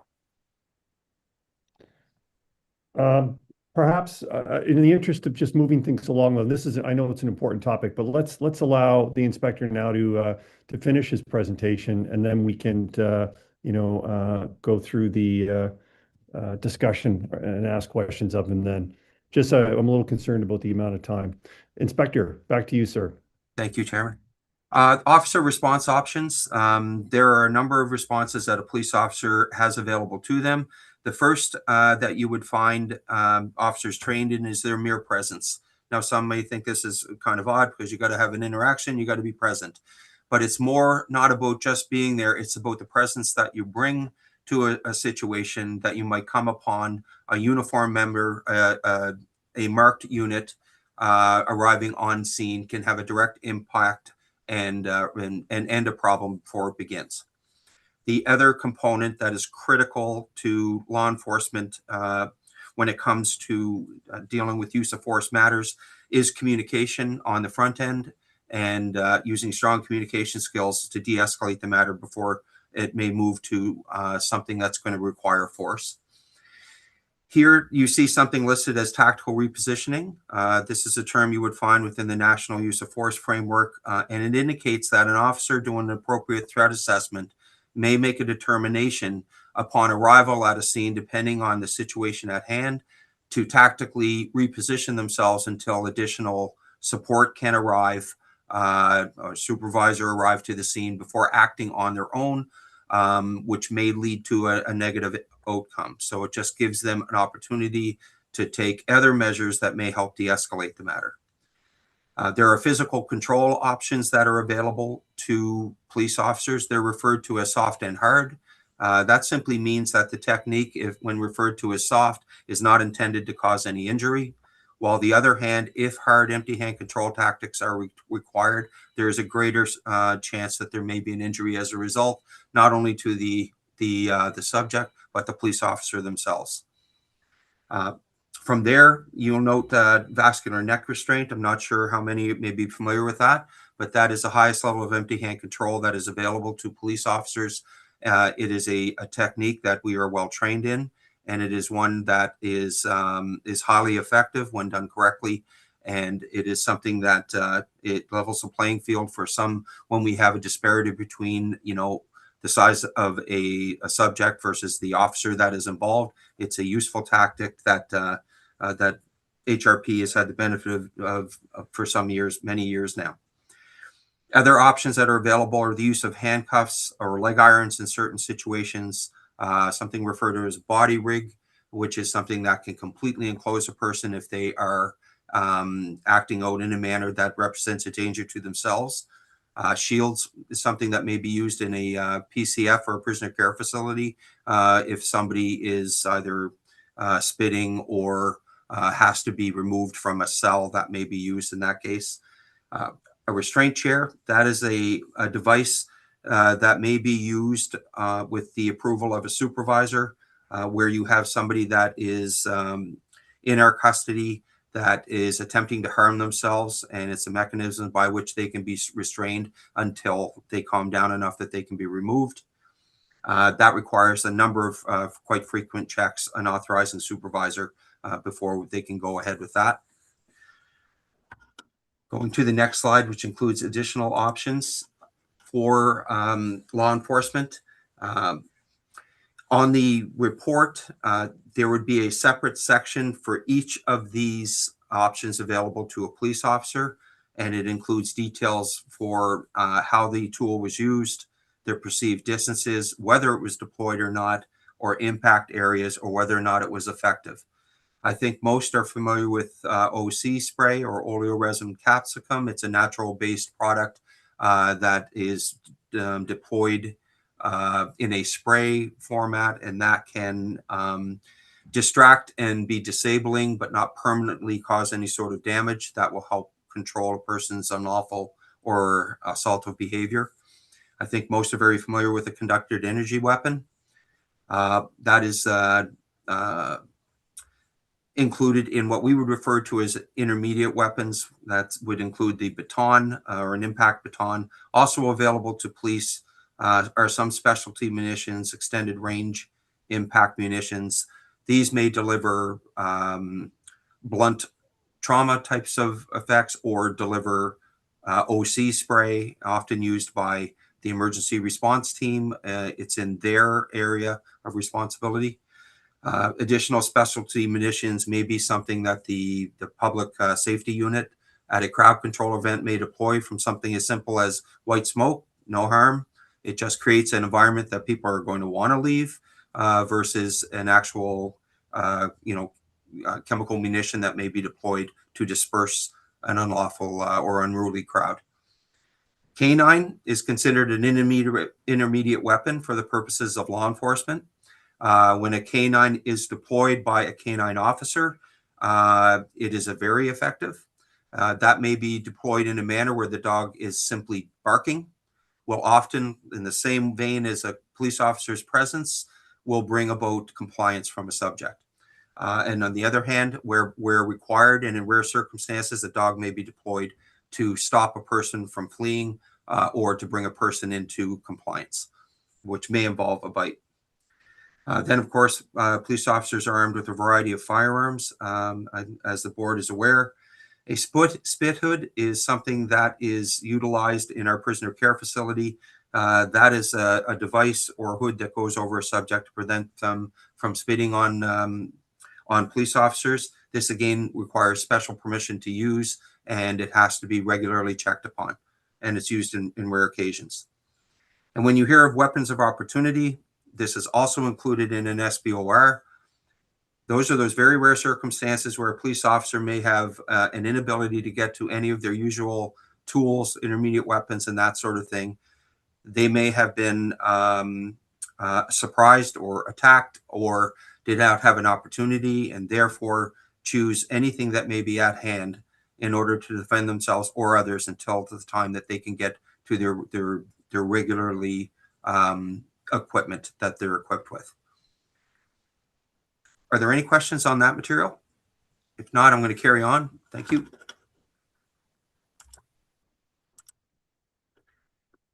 Other information collected by HRP through our SBOR is whether or not there are injuries to the subject resulting from the force applied by the officers. If that's the case, then that individual is going to have options available to them, whether they're injuries or not, if they were treated and released at the scene or hospital, if the treatment was refused by the individual, and that's typically in the presence of EHS, whether they were hospitalized, or whether death occurred, or whether the person was detained under the IPTA or the Involuntary Psychiatric Treatment Act. We will also detail any injuries to the officer that is involved. That is something that is a fairly regular occurrence as well when delivering force. And there may be others that could be bystanders that may have been impacted in some manner by the incident.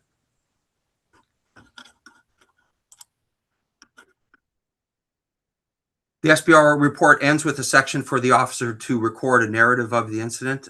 This narrative currently is not reported to the Department of Justice, as is the balance of the report. The narrative goes into details regarding any subject history or other related information known to the officer prior to contact. That could be personal information.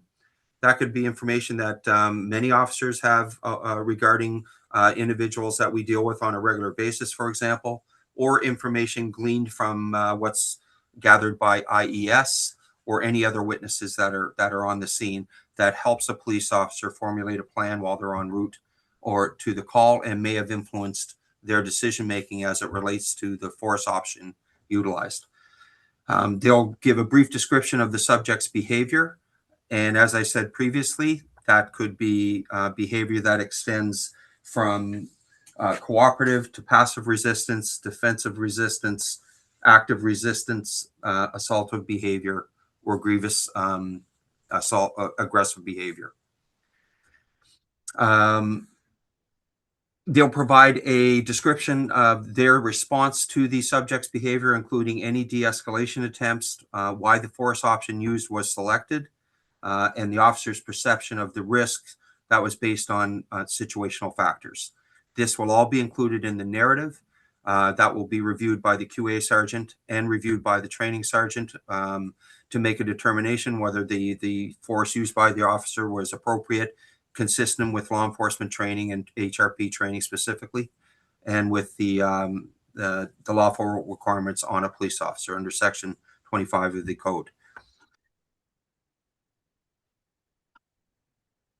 Now, when force is used in relation to an incident, the General Go occurrence report is created within Versadex, and that report is attached as a text template with Versadex when it's completed.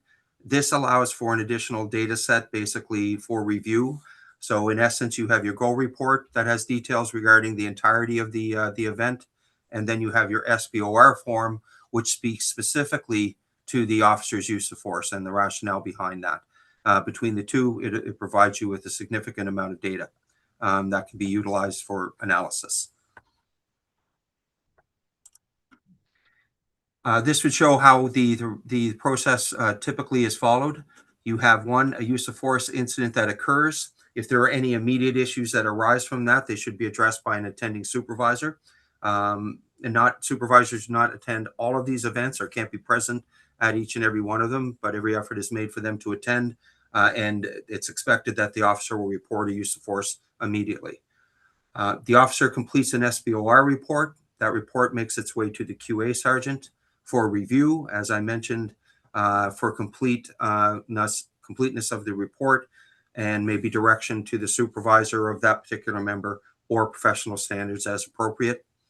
The report then makes its way to the training section for review, and that may be of assistance in identifying any individual or organizational training needs, or to be referred back to the officer supervisor for additional detail or questions to be answered, or to professional standards as appropriate. And the SBR itself is included in an annual submission to the DOJ, and upon their request within 90 days of that request taking place. HRP's current use of force policy is undergoing revision, and it's approaching its release. The revision process has incorporated information from organizational learnings, the board's use of force policy, the new provincial policing standards as they relate to use of force, and findings from the independent civilian review into encampment evictions on August 18th of 2021. And I believe that concludes, provincial data reporting, as I already mentioned. We're all across the province are required to report use of force data to the Department of Justice. And that requires each incident of use of force subject behavior officer response report to be submitted on an annual basis, or as I said, within 90 days of a request from the Department of Justice.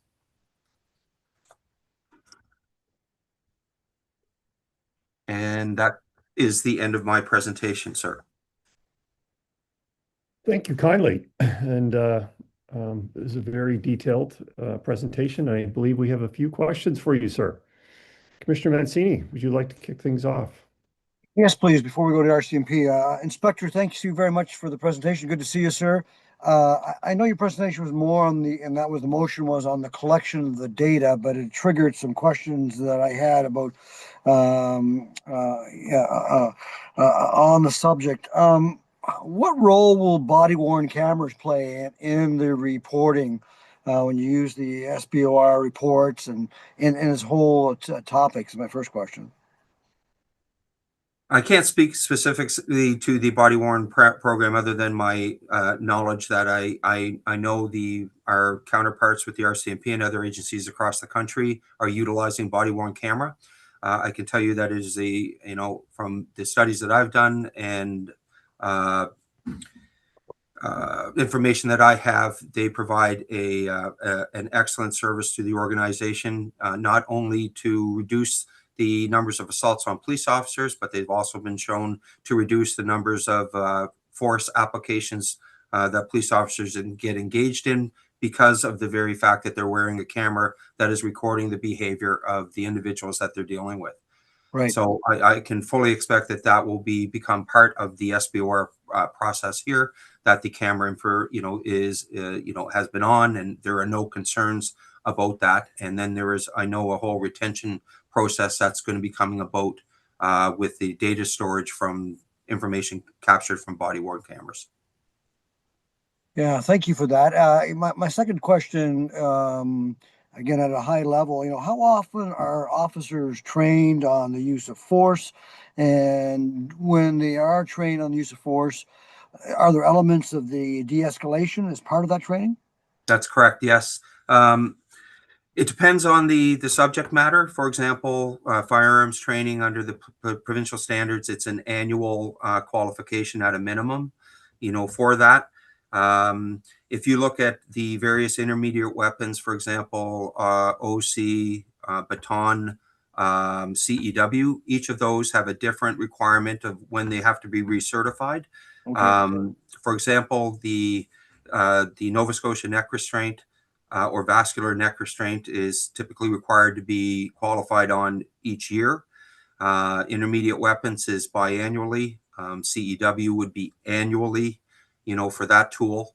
And then there's other subject matter out there related to, let's say, more officer safety tactics, such as IARD or immediate action rapid deployment. That may be as much of as every 2 years or 3 years.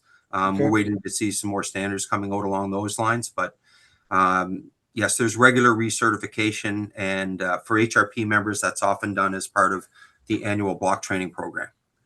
And what about the de-escalation components of that? Are they associated with all that training or only certain types of training when they're doing use of force certification? No, I'm glad you pointed out that question. There was a time, I can tell you, when de-escalation was kind of related to the tool that you were using. Yes.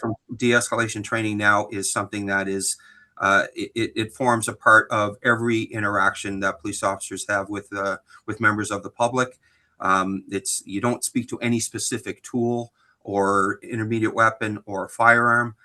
This is about an overall approach to de-escalating the entirety, of the matter. And officers do receive training in that, including verbal judo, scenario-based training, that you don't direct somebody, okay, this is a CEW exercise, so you're going to either use this or not.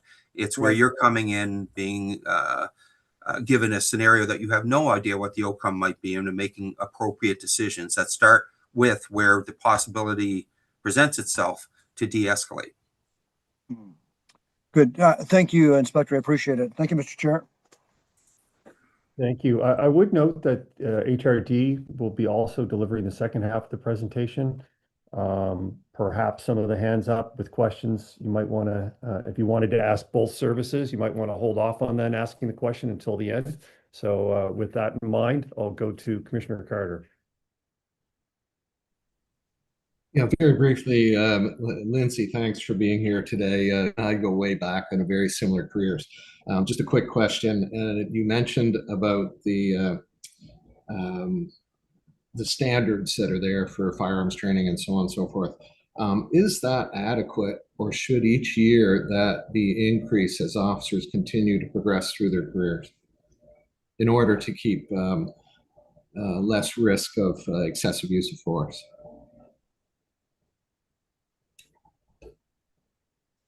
I think the standards as they exist right now, that the new ones that have come out have given us some more clear direction in our approaches that I think are going to be advantageous, for all in terms of our approach to use of force training and recording of that. And it's certainly moved the yardstick forward.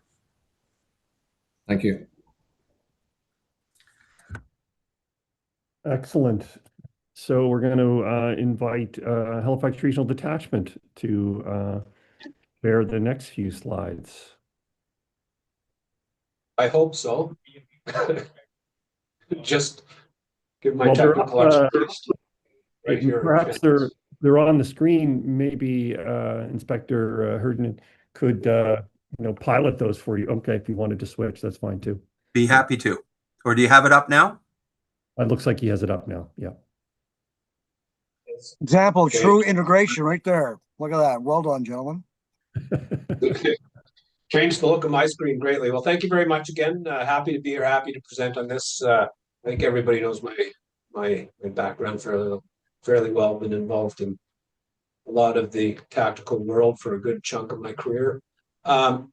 Screen number 1 here just shows our incident management and intervention model, and it really is what a summary of the use of force is for us. And it's certainly not a linear piece. We can switch from one to another, but really good to notice that crisis intervention and de-escalation can happen at any moment in any interaction, and also included there is the tactical consideration and repositioning and the verbal communication and non-verbal. So those are just important factors that those can be considered element at any point in time. So within the RCMP, we have a mandatory reporting for members who apply or display, and the beginning point for us completing our SBOR, and you'll notice throughout this, a lot of the very, very similar to the presentation from Lindsay there, and a lot of similar language, which is really good in our world because especially when we're talking about the same thing. So physical control soft is where we put our hands on somebody. If as a result of that interaction results in an injury, that is the starting point for us to complete a use of force report. And then, of course, from there, every other piece is an escalated use of force. Physical control hard, intermediate weapons, firearms, police service dogs, specialty munitions, and of course, we'll get into the weapons of opportunity. And also the use of a restraint chair. Most cases, the member is required to begin the completion of their SBOR, subject behavior offender response, prior to the end of shift, and it must be completed in totality within 48 hours. Next.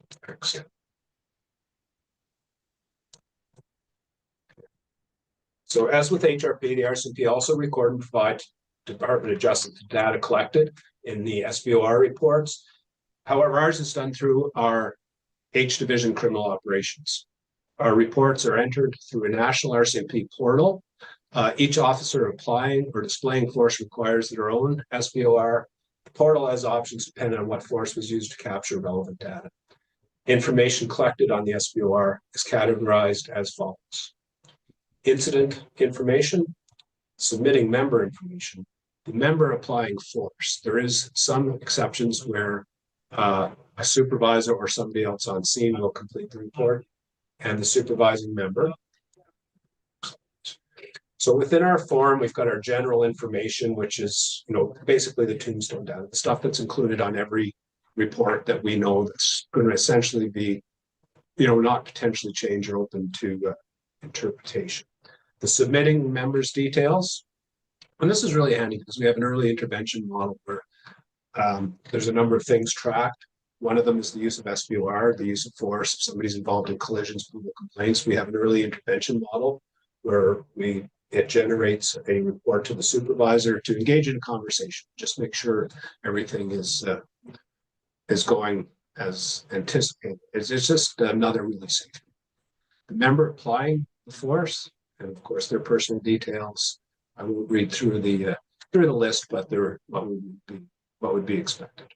The supervising member and similar type details and contact information. And then we get into the factors that are, are somewhat fluid, the situational and environmental factors.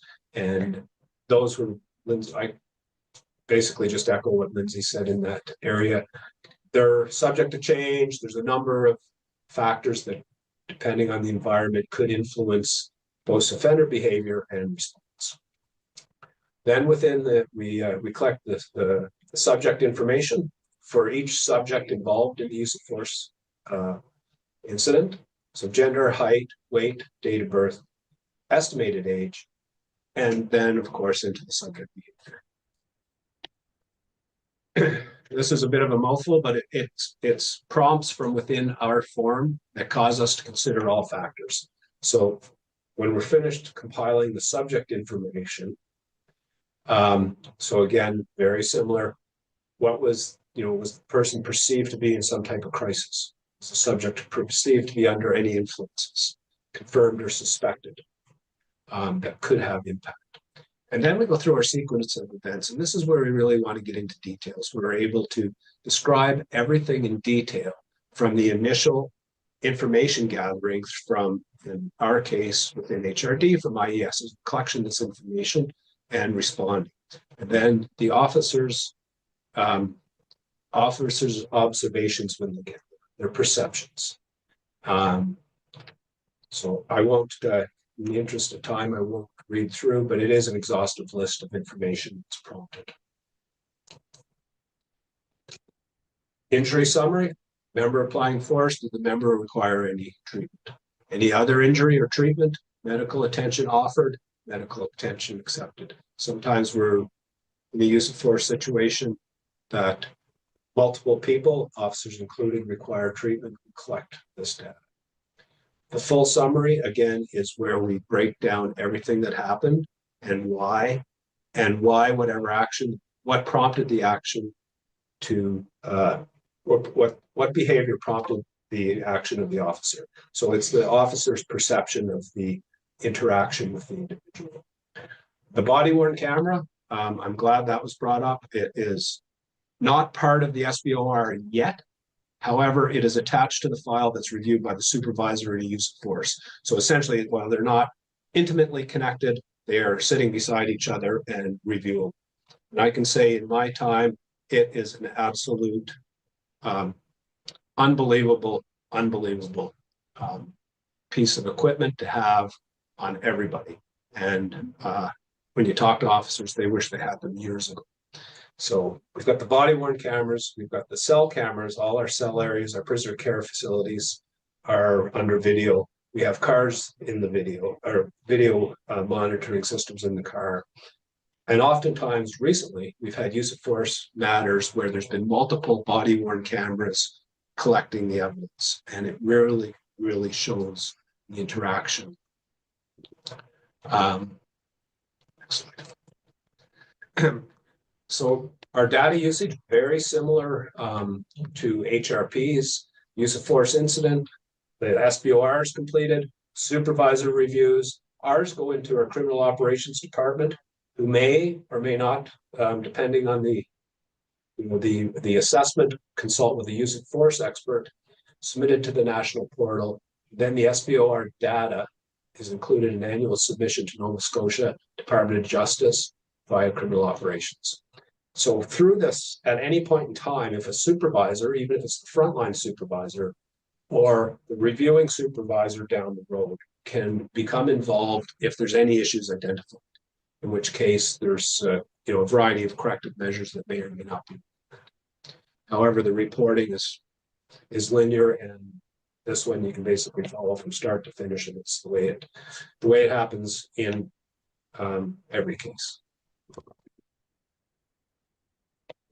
So when a use of force is used in relation to an incident, a general occurrence report for that incident is created within Versadex records management.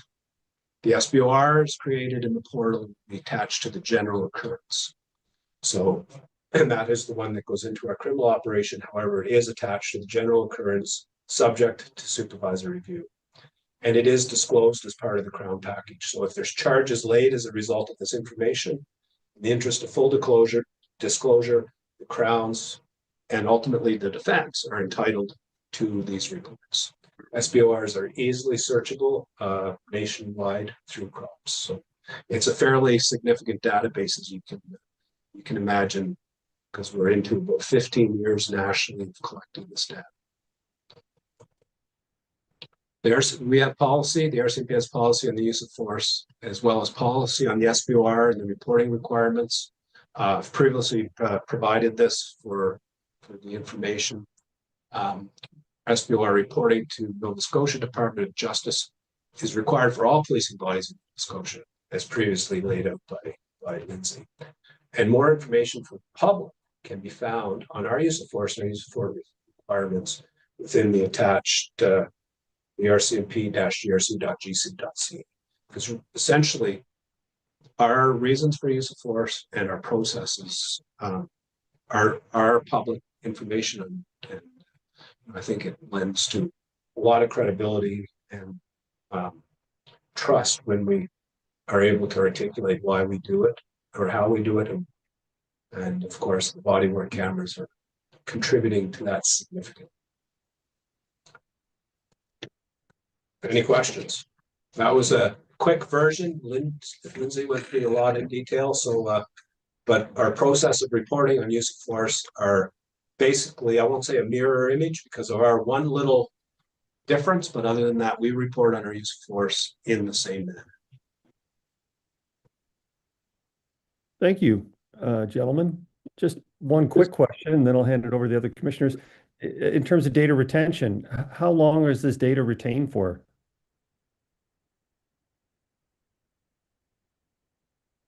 I can answer from our perspective.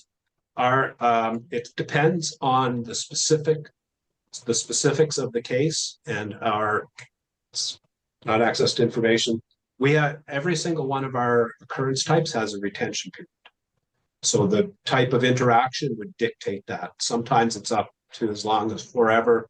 However, it depends on the nature of the event.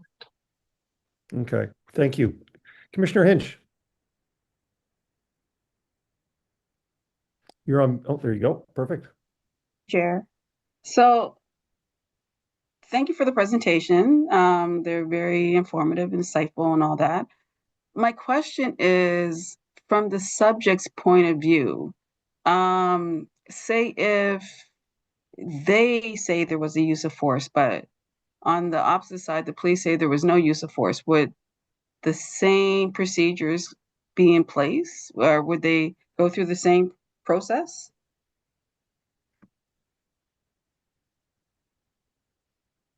John, did you want to go ahead, John, and I'll follow you. Okay. From the RCMP perspective, no. It's the officer's use of force. And the guidelines for initial reporting are laid out so that if those conditions are met, the use of force report is completed. And that's soft with any type of injury for us. Okay. Lindsay, same for you? I may have misunderstood that. Can you repeat the question? I took it in an entirely different way. So say if there was an incident and the HRP said, there was no use of force, but the subject said, yes, there was use of force. Would there be something would there be an investigation within that? Yes, I can assure you that if we had an individual that has come in and suggested that a police officer used force against them, a report would be taken, generated regarding that. The matter would be taken seriously, and we would begin by do we have an identified officer that was involved? Was there an identified incident? We would track that back to the members that attended. Get a determination on whether, what their perspective was. Was there a use of force, or was there a report not submitted yet related to that, despite the fact that our reporting has to be within the same shift? unless there are extenuating circumstances as to why it wasn't submitted, that would have to be approved by a senior officer.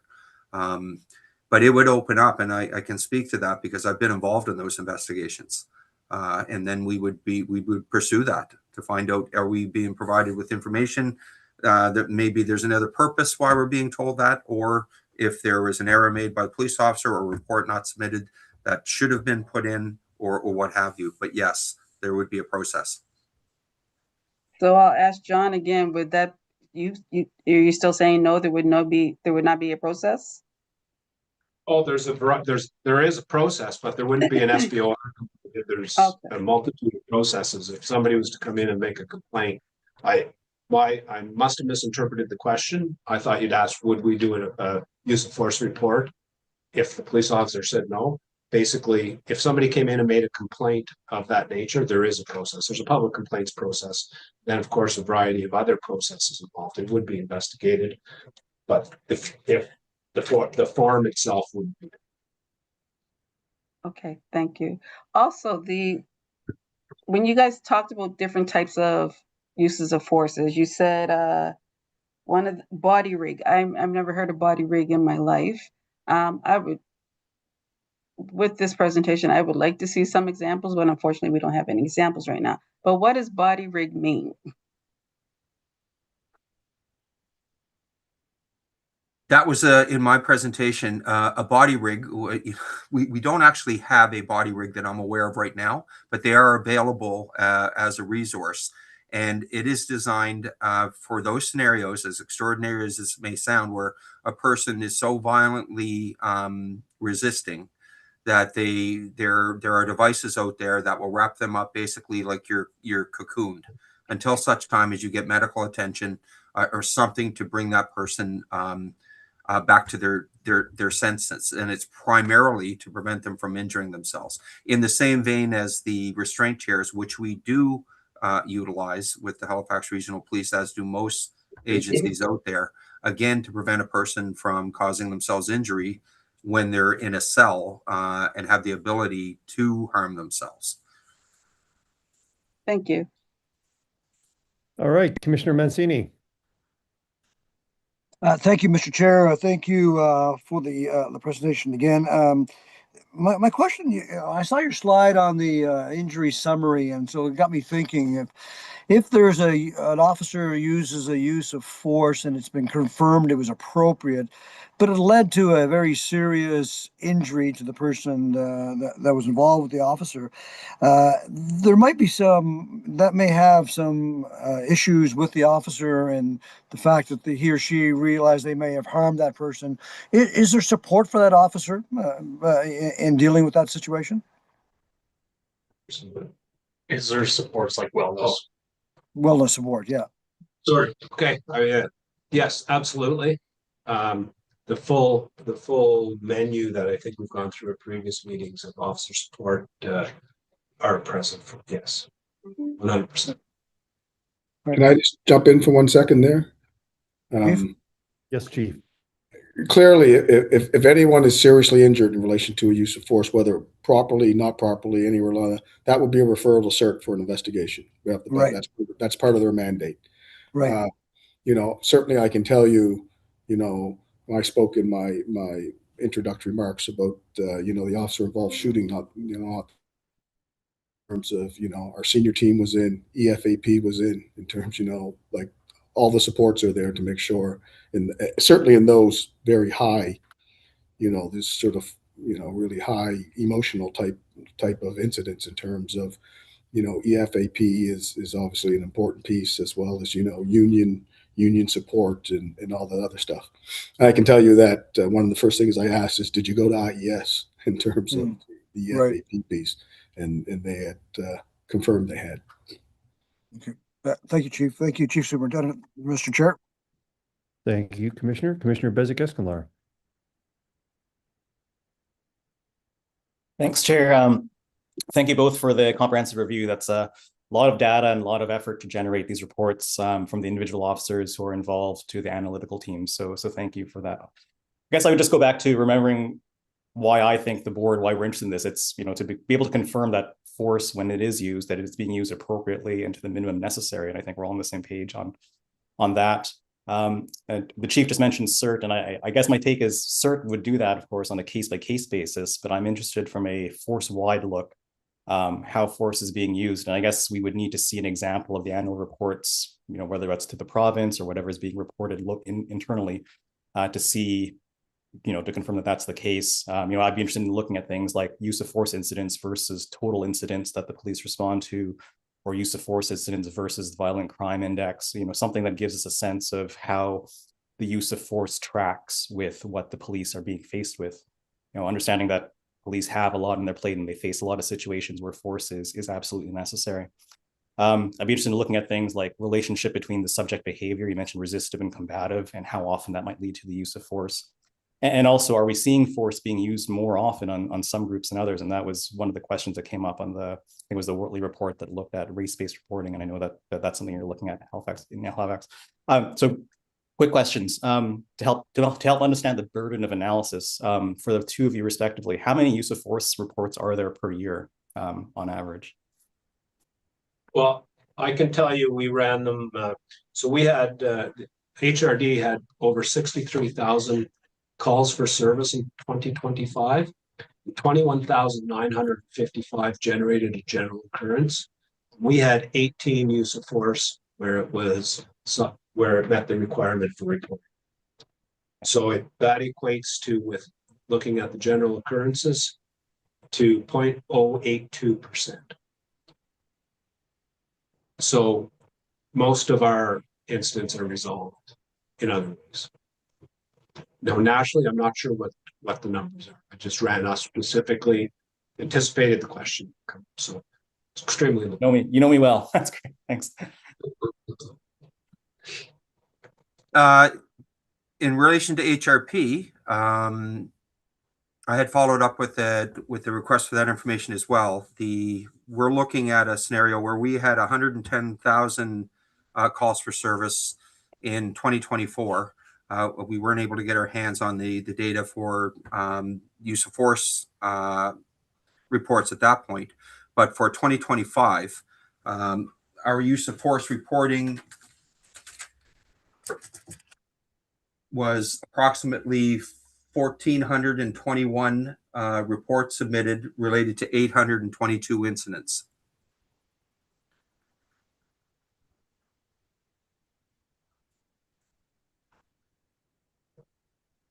Good to know. Thanks.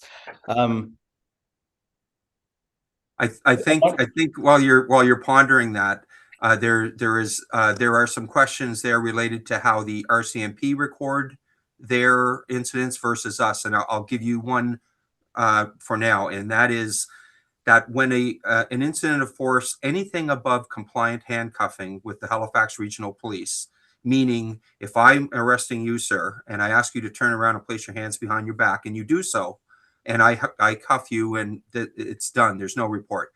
If you resist at that point, if it requires me to so much as lay a hand on your elbow to turn you around and push you towards the wall while I get cuffs on you, that will generate an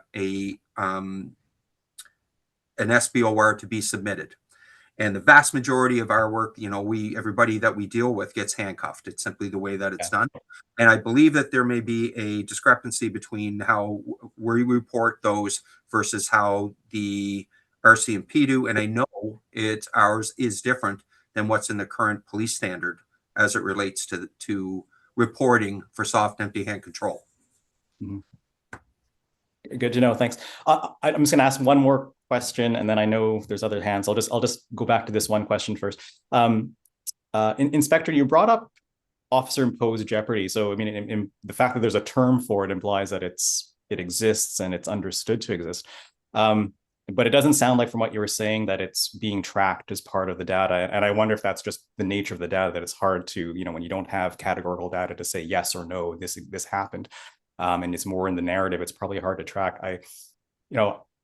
The fact that it's recognized and that there's a term for it suggests that it is an issue. Understanding that some officers may be using more force than others. It may be for legitimate reasons. For example, if they are at a disadvantage in terms of physical presence, they might they might just need to use force more often to achieve the same end because they're not able to, by their presence, be sufficient to do that. So, and it also might indicate if there are some officers who are successfully using less force than others, which might be worth highlighting as a professional virtue. I know, is that something that you could track, do you think? It's a great question, and yes, that term is something that has been applied in situations, and I won't go into a great deal of detail, but I'm not certain that there's any way of tracking that through an SBOR report. Usually that comes as a result of an after action, either operational review or a professional standards investigation, or maybe elevated to the serious incident response team or similar such team, that in examining the totality of the circumstances, that there may have been steps that have taken that essentially created the jeopardy that required the police officer to use force. It is a thing. But I'm not aware of any other way to track that other than it's discovered through the course of the of an investigation. And even then, it would just be identifying that these were some contributing factors, maybe. It's that kind of approach, but.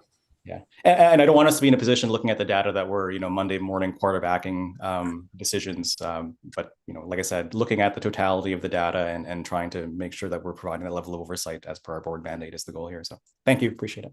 Thank you. I was unmuted. Commissioner Kent, or I was muted, sorry. Yeah, Mr. Chair, I just want to acknowledge Bill Moore. He had his hand up. I don't want to get in the way of that if he had a input or a question related to Commissioner Beswick and Lindsay. Am I okay to go now? I don't know where Bill went. I'm here. Were you planning to ask a question, or did you want to make a clarification or no, something? I just wanted to add that there is some, just for Commissioner Beswick Esclar, there's a rather little dated, but there was a Center for Security Sciences report looked at use of force that put police use of force interactions at about 0.1% of the time. So 99.9% of police interactions do not involve any use of force. So there is some empirical information. I just wanted to add that in there. I can share the research paper if you'd like. Thanks, Commissioner Moore. And that jives with my understanding as well, that we're looking at a very, very, infinitesimal number of cases percentage-wise here, ideally. And with our numbers there, it's less than 1%. It's like 0.75%. It is incredibly rare, and many think otherwise, but it is incredibly rare. Absolutely. And I think that data reassures us that it is rare. It is, of course, a high visibility thing, and hence the attention here. So thank you both. Back to you, Commissioner Kent. Yes, thank you. Thank you, Lindsay, and thank you, Chief. Lindsay, in particular, your detail to the kind of information we just received is really compelling and almost overwhelming in a way, not because we don't need it. We do need it and we want it. But for me, as you were going through, I was kind of envisioning and putting myself in the place of where an officer might be. And the way you presented it really allowed me to do that. And when I was sort of doing that sort of exercise, became very evident to me that we really do have I believe, a strong system for oversight in that way for you in the reporting and those kinds of things. And that's what I think what I took away from the presentation that you did today, and I really thank you for that. I agree that some of the data now would be helpful in how many times have we done that, what were the not circumstances, but what kind of data, and this is not for today, but something to think about for you chiefs, to what kind of data in relation to these do you think would be helpful to us as oversight commissioners to be able to have and look at and say, yeah, you know what, there's a good handle on this, or we in general are over in relation to other jurisdictions and that kind of thing. And that's just my thoughts. I do have a question though. When you were when you were talking about, this is for Lindsay, the capacity for, it was after Commissioner Hinch's question, capacity for someone to contact HRP and ask and suggest that someone used force in relation to an incident with a member of the police force. My thoughts, because we're oversight, my thoughts go to, is that considered an official complaint? Do you receive that through the complaints system where someone files a form, I think it's form 5 or 7, I can't remember, in relation to police complaints? And how would you normally, I guess, get to a point where someone could contact, for instance, you or whoever it is that would look at that particular accusation, right? So because we don't oversee complaints against police officers, but we do against police chiefs. But when you were speaking about it, I thought, is that through an official complaint, or is that just someone phoned up and it was looked into? Do you know what I mean? I think so. A person can walk in off the street to the front door, or any police officer that they choose to speak to, and if they have a concern regarding how they were treated, or if that there was in this instance a use of force that they want to report, or in essence a complaint against a police officer, that would be acted on by that individual. They would have to report up. They could come to the front door to the commissioners and ask to speak to somebody, and it would be handled. There is also a mechanism, as I understand it, and Chief, I know you're listening, that through the website, that you can directly contact professional standards, for HRP, and a complaint can be left, and the investigator will be assigned, and the matter will be reviewed. Sir, did you have anything to add to that? No, I mean, that's correct. Again, it depends on the circumstances in terms of, the challenge sometimes is that you get people who see other things of which they're not involved. Right. And then they want to make complaints, and there's statutory limitations in terms of you can't third-party complaints and that type of thing. Yeah. But also people can reach out directly to the office of the police complaints commissioner and make complaints. Yes. Yeah. Like there's multiple inroads in terms to the process. Yeah. Okay. Good. Thank you. That certainly helped me understand what was being presented there. Thank you all again. Thank you. Vice Chair Kent, and over to Commissioner Akindoshu. Thank you very much. And thanks for a wonderful report. I just wanted to go back to the statistics that we have. Sometimes a very, very low statistics may give us a reason to think, I'm sorry, I'm choking here. Why do we have very low statistics? But I'll take it to a different point of view.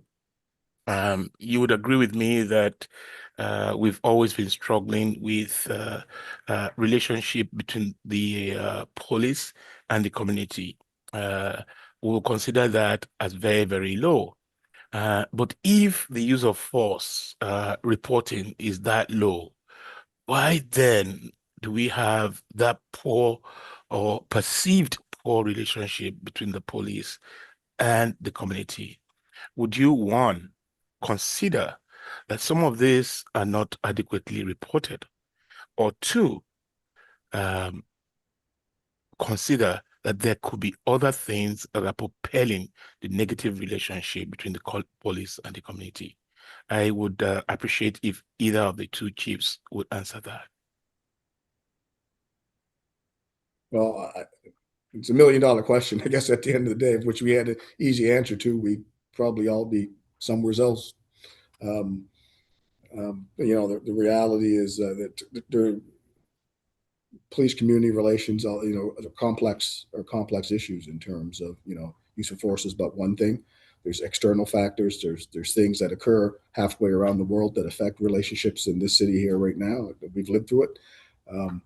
I think it's an ongoing thing that one needs to focus on in terms of, you're never there. It's a continuum, not it's a journey, not necessarily a destination. But like I said, I don't know if there's any easy answer to that question in terms of. And again, I would also limit to the part that actually the majority of folks in terms actually have a good relationship with the police. Actually, in terms of,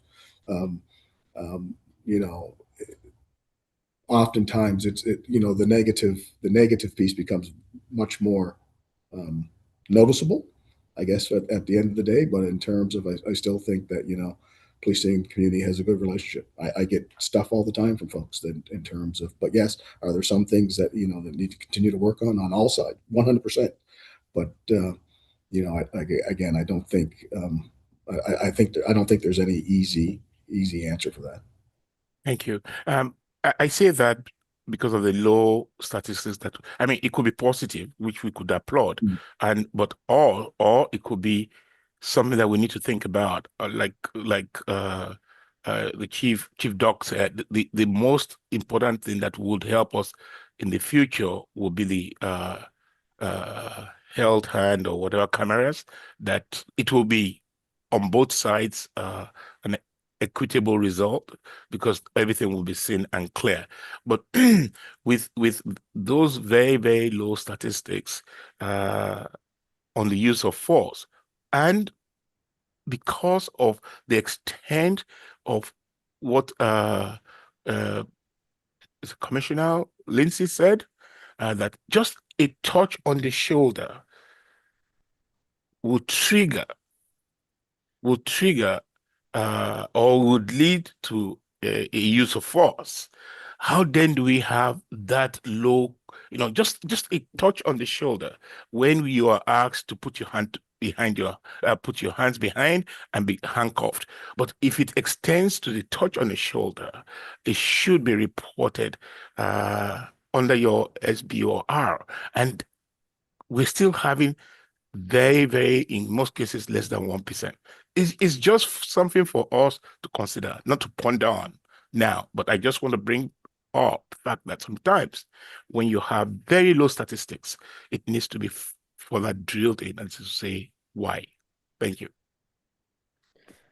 Thank you, Commissioner. I don't see any other hands up. I would say it would be nice if we're going to aggregate data for reporting in any way, that we find a way to normalize the difference between how HRP and HRD are collecting and reporting data, because obviously you can't compare 1,400 incidents to 1,800. There's obviously clearly a distinct categorization occurring, and if that could be normalized, that would be helpful.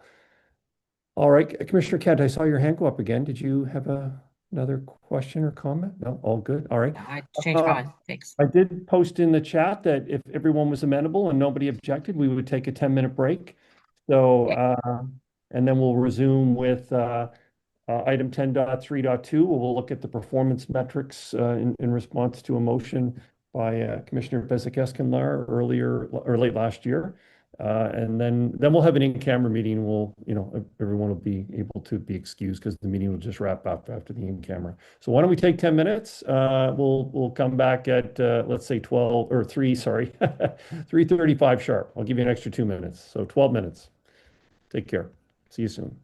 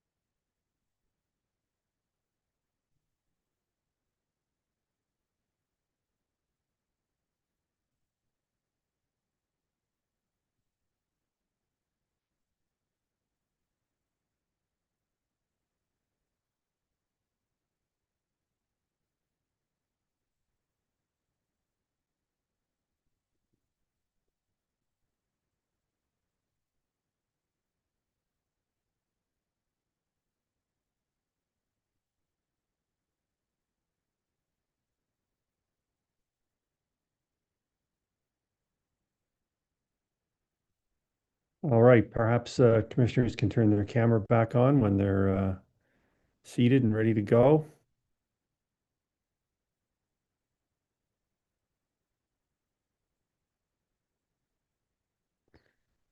All right. Thank you, Commissioner Bezic-Escalard and Commissioner Hinch, Commissioner Carter.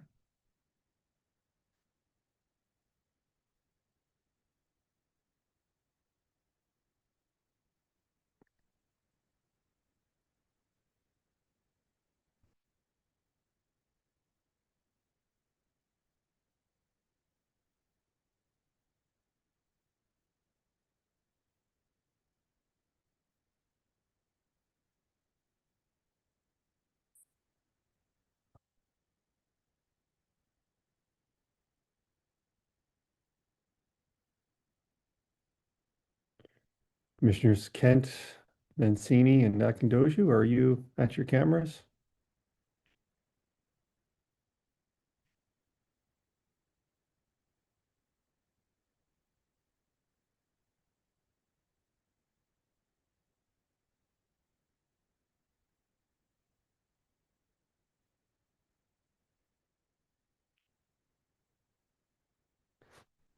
Give it one more minute and we'll get started. We do have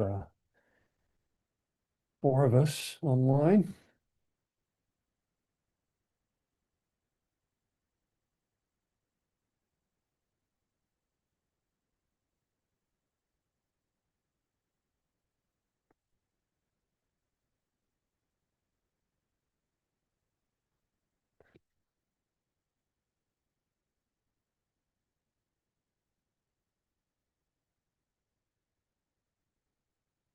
All right, we'll get started, and well, I'm sure the other commissioners will join in, and when they do, if they could turn on their cameras to let us know, that would be great. We're on to item 10.3.2, which is the proposed police performance metrics. So we're going to be kicking off with a staff presentation by our policing strategy analyst, Mr. Bates. Mr. Bates, would you like to kick things off, sir? Thank you, Chair. Josh Bates, Policing Policy Strategist, and I'm just going to share my screen here. And I see that the screen sharing function has been disabled. So I'll ask the clerk to fix that. Looks like it's now been addressed, sir. Okay, thank you.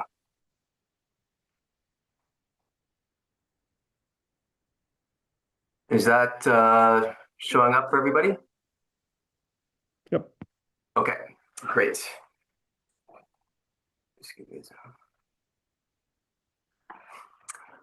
Okay, so this report originated with a request from the board in November to produce a staff report on recommended metrics to assess the effectiveness of police services. So that's the report that we're considering today. Establishing performance metrics is one method to determine whether police services are meeting desired service levels, which aligns with one of the main functions of police boards as outlined in our Police Act here in Nova Scotia. We know that HRP and HRD currently produce a variety of metrics in their annual budget submissions, in addition to the biannual crime stats, which are produced jointly by both police services.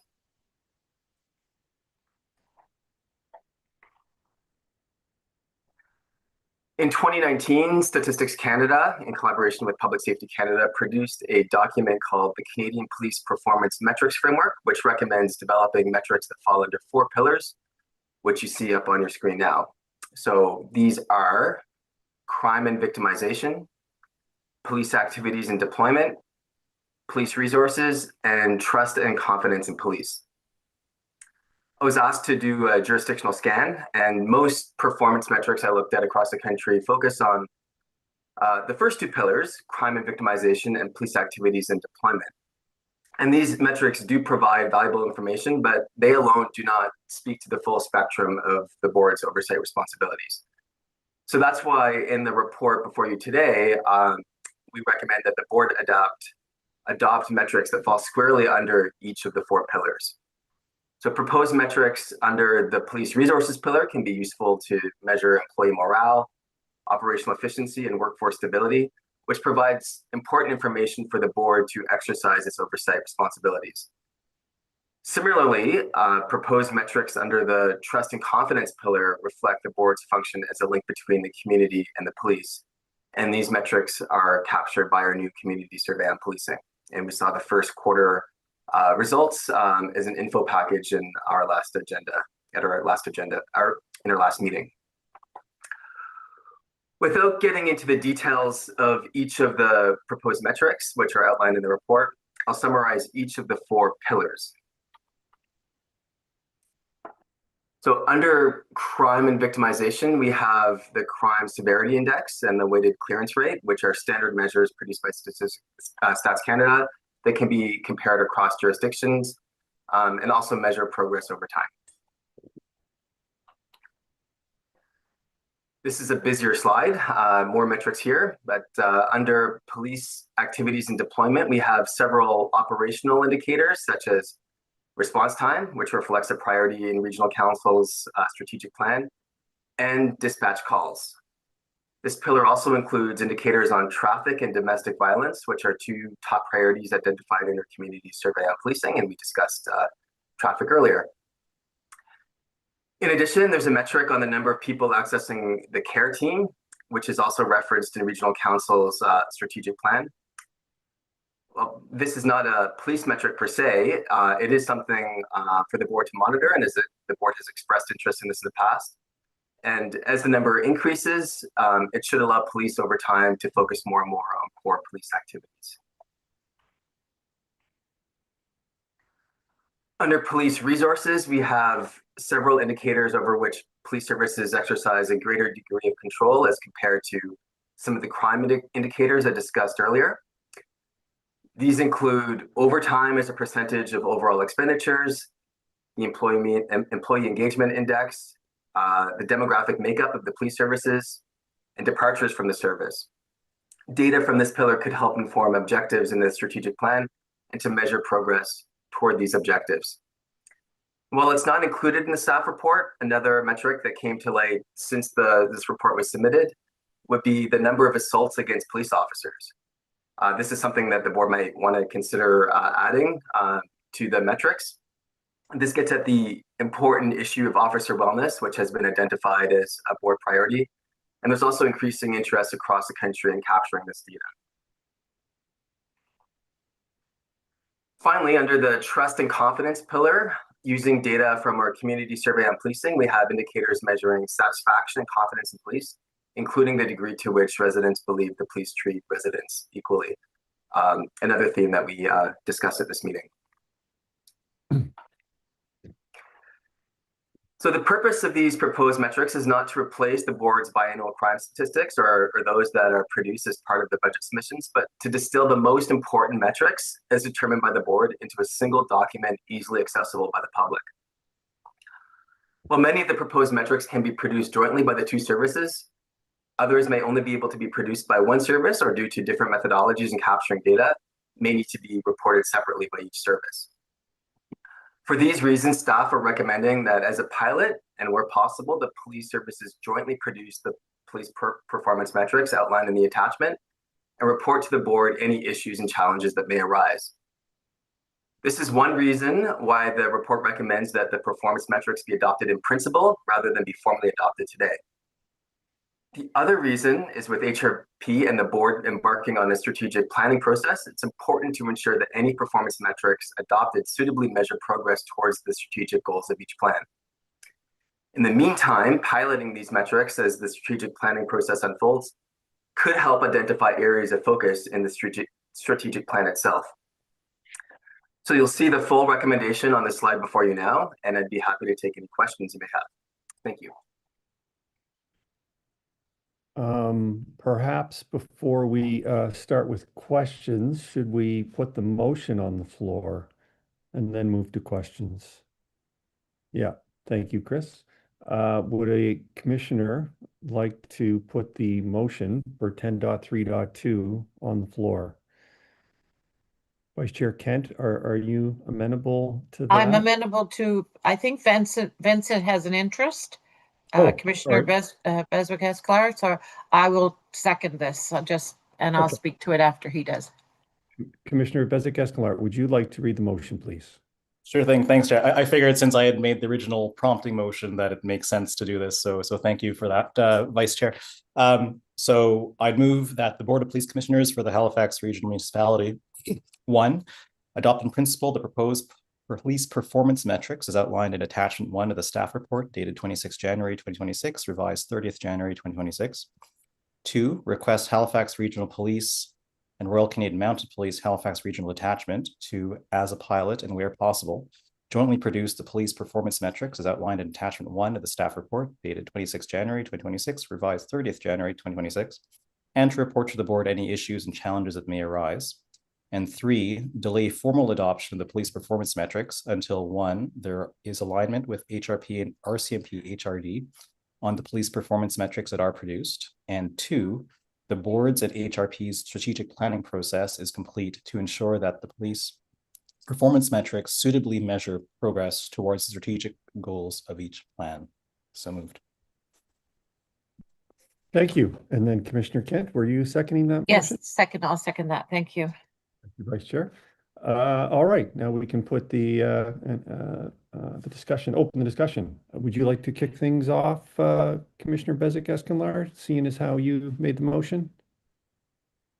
Sure thing. I'll make some quick comment, but I actually want to hear more about from the other commissioners since we had worked on some. But I'll start by saying thanks, Josh, for all the report and the report and the work on this.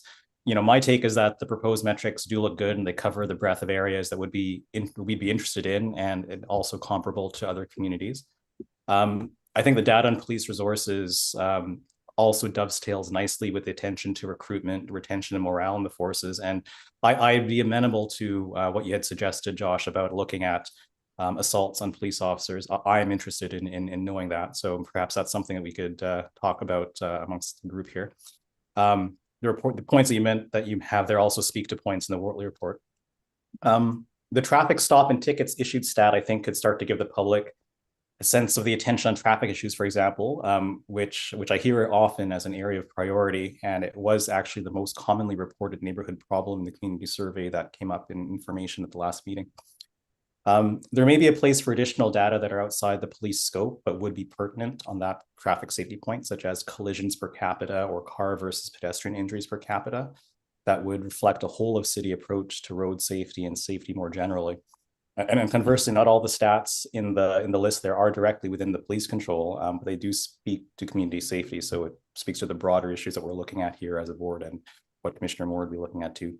So thanks for all the work on this, and I look forward to hearing from the other commissioners on their take. Thank you. Thank you, Commissioner. Vice Chair Kent. Yes, thank you. Thank you, Josh, for the tremendous work on this. This is a great report, and I think it's one of the most important policies that we will have and regarding a change. I want to thank Commissioner Bezic-Escalard for putting this forward. I think we need to be able to justify and speak to this in a way for the public. We need it as well for the work that we do, of course.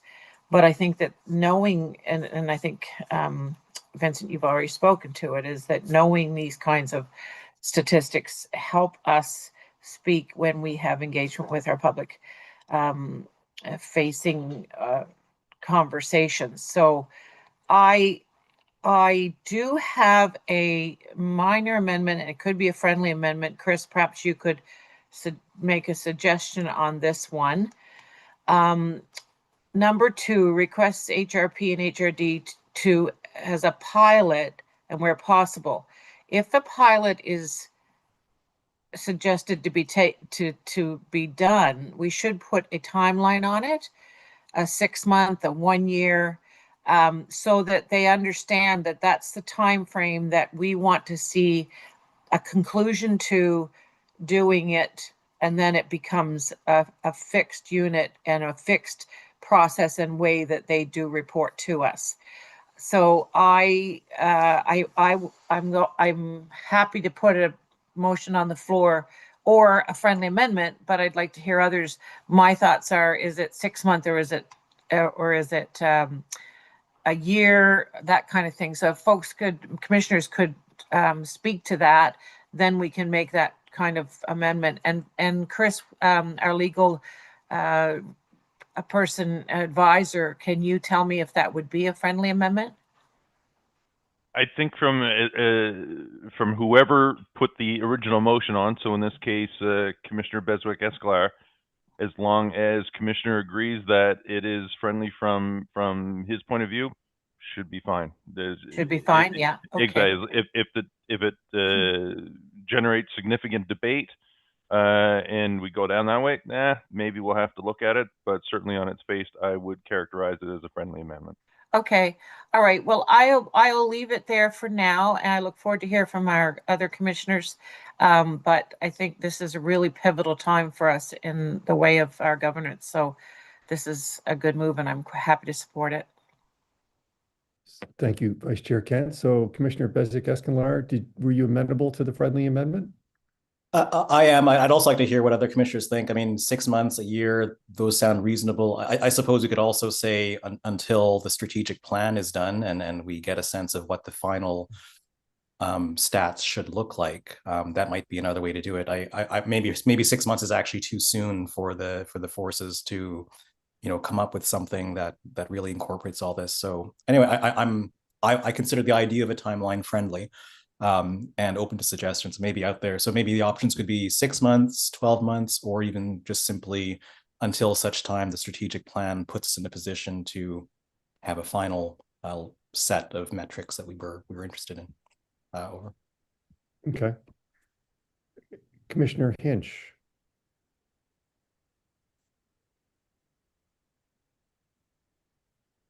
There you go, unmuted. There I go. Thank you. I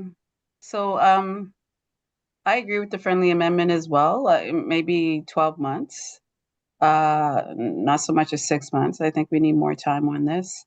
I'm really, really interested to know what the metrics, the data will be with the trust and confidence piece of this with the residents. Whereas I, have a few complaints in my area quite a bit. Non-responsive, or if they're responsive, there's some things that just don't sit well with some of the residents in my area. So I look forward to seeing that piece of it. Thank you. Thank you, Commissioner. Seeing no other hands, I'm going to jump in and ask a couple of questions if you don't mind. I'm wondering, I'd like to propose a friendly amendment to number 2, and then I have a question about number 3. Where it says jointly produce, I would like to add the word normalized, jointly produce, normalize police performance metrics. So if we're taking the 2 services, we're normalizing the data to ensure that we're not overcounting one service versus the other because we haven't normalized the data. Would you be amenable to that, Commissioner Beswick-Esclar? Yes, I would. Thank you, Chair. Okay, thank you for that one. And then a question for Mr. Bates. I don't really understand 3.1. Delay formal adoption of the police performance metrics until there is alignment with HRP and RCMP HRD on this. What does that mean? Maybe you could provide some clarity there. Yeah. My apologies if that's not clear, but that's really referring to number 2, right? So normalizing the data, ensuring that there's alignment, between how the police services are capturing the data, right? So we got to get that piece in line first. And then the second piece, of course, is around the strategic plan. Totally agree on 2. If we added normalization to number 2, does that mean 3.1 can be removed, or would you still like that there, Commissioner Beswick-Esclar?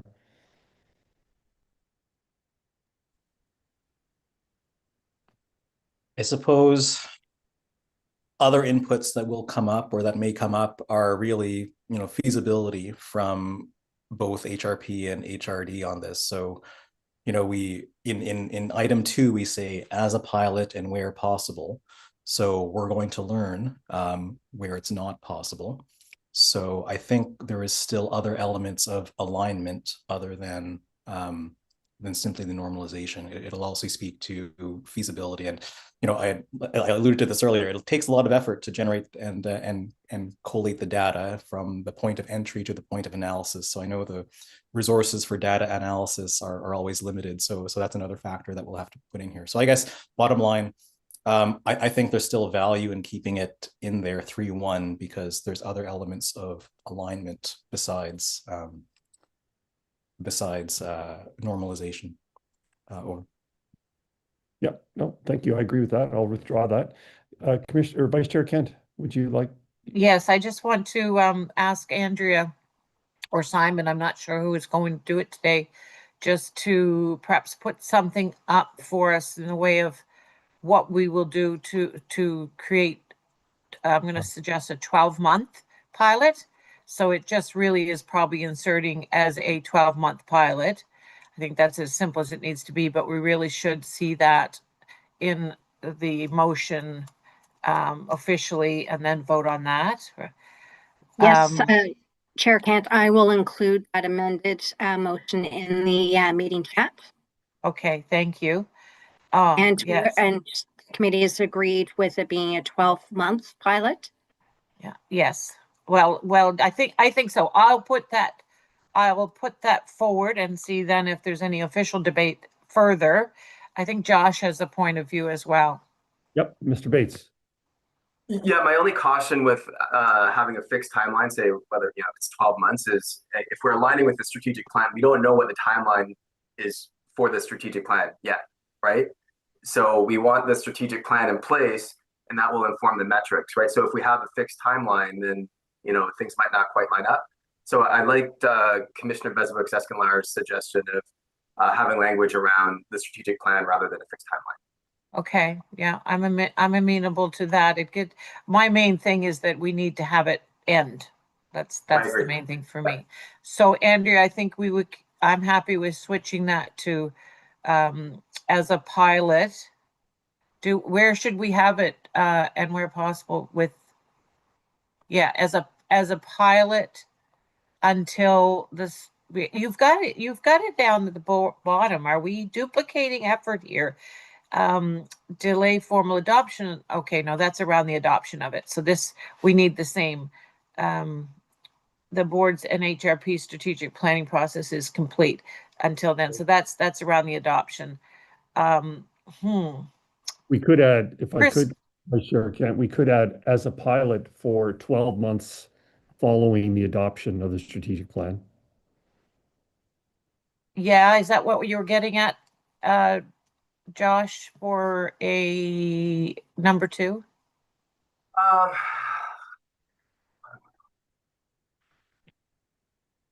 I don't know. I don't feel like that one is appropriate in that the way I'm reading it is that right now, if we adopt this today, this recommendation 1, 2, and 3, they'll start some form of a pilot to get us to where we have what we are looking for when we are producing and adopting the strategic plan that aligns to the 2.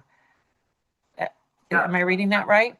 Well, so there's 2 issues here. First, we know that there's work that needs to be done between the services to produce the metrics, right? So an example is around the engagement index, right? So that's an HRM or HRP specific metric. To be perfectly honest with you, I'm not sure what the RCMP has around employee engagement. They might have a metric, they might do something else. Whatever it is, we know if they're doing something, it's different than HRP.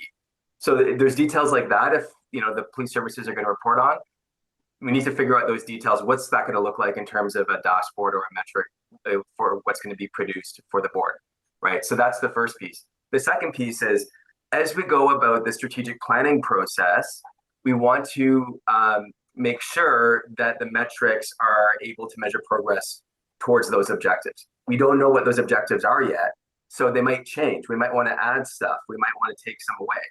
So there are some details to be worked out before we adopt the metrics as a whole.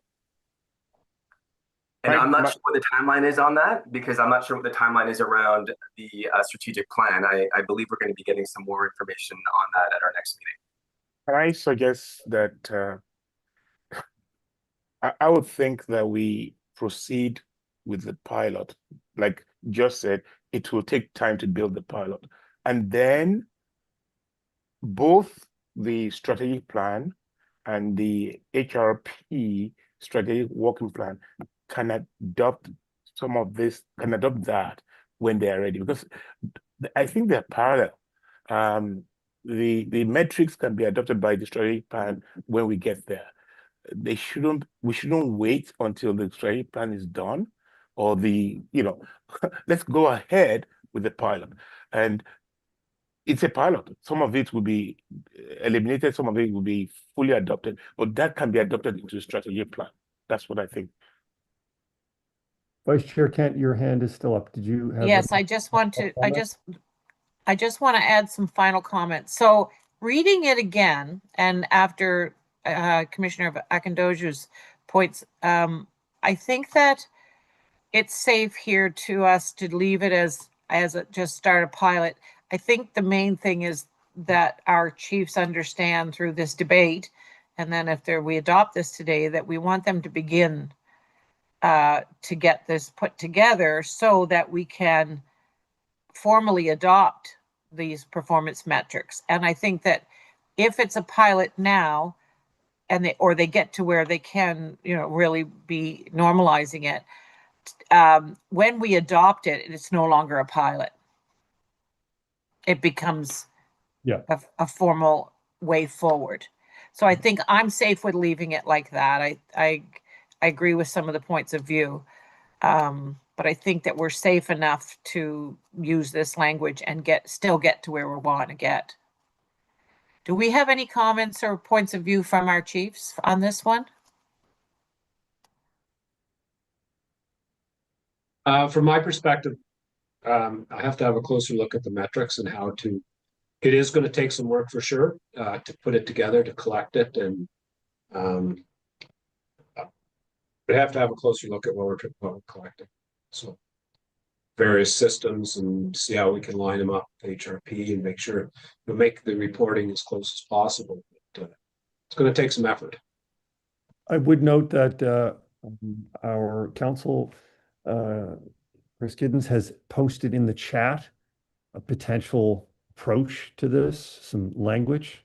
I think he's put in capitalization what he would add. Yeah, thanks, Chair, because I'm not technologically astute enough to figure out how to bold that or underline it, so I had to yell it out. But to Commissioner Kent's point, if we are looking for something like that, maybe it is just as simple as putting in that where if we are not looking for this to continue on, there's your stop point. Then the finalization of the two entities' strategic plans, that's the end of the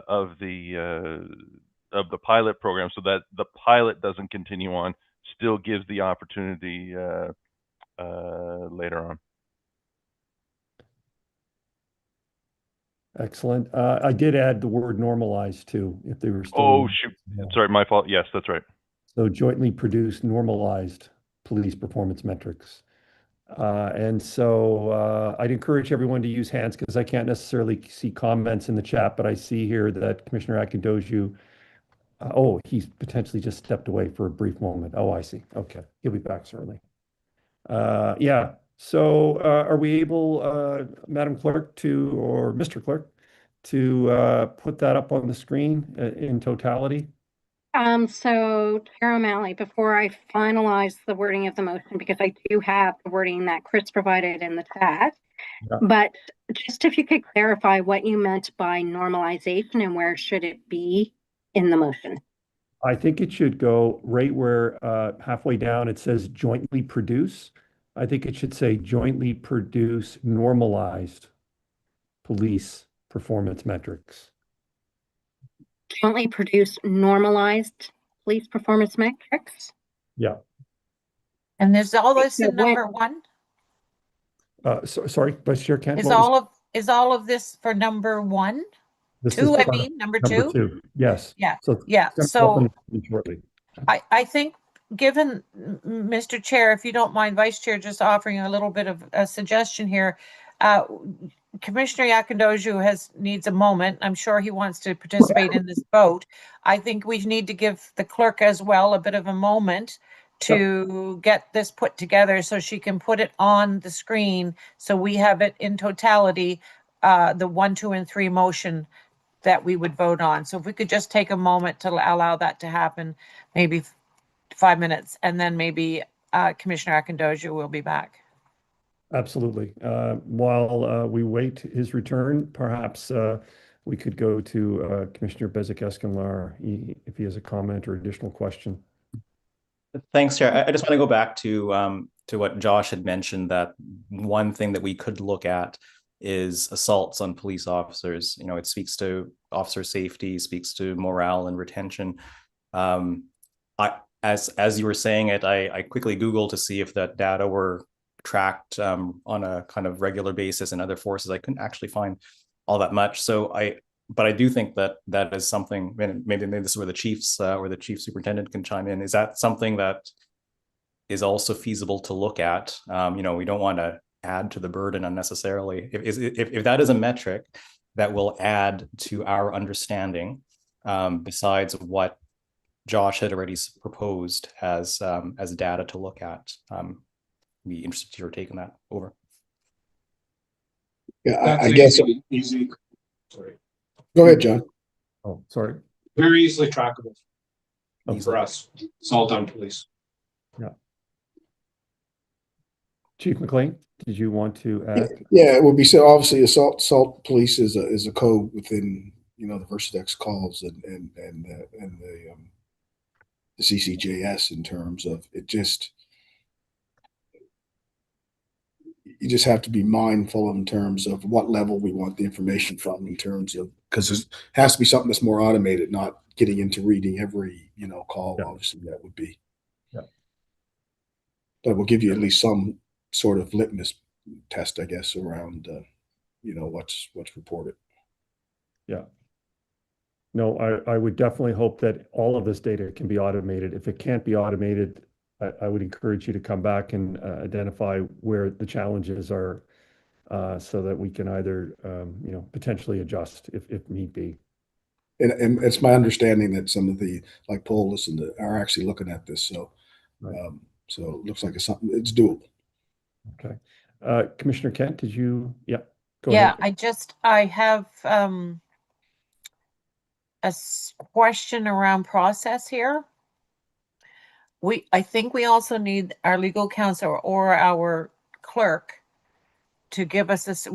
I think we've added a significant amount of information here. Is it still a friendly amendment, or is it an amendment that really should be put on the floor and added in officially? That's the question I have.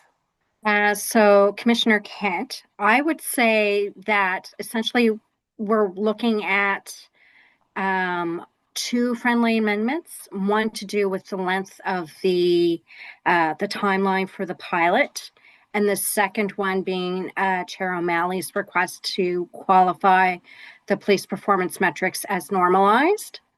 So in the minutes, I can record them as friendly amendments. Okay, so as long as the mover agrees, right, that he accepts them as friendly, we're good. Okay, and Vincent, I would concur with that as well. The changes to the motions, I would agree, are not so significant to make them separate ones that need to be voted upon. As long as the original mover commissioner agrees they're friendly, we're all set to go. Okay, so I see that Vincent is nodding his head. So do we have Yummy back, Greg? Yes. Yeah. Okay. So should we have that ready? Yeah, I can share my screen instead of having in the chat, because the chat it's not terribly clear. So what I'm just going to share my screen, and I've highlighted the portions of the that are the friendly amended suggestions. So can everyone see that?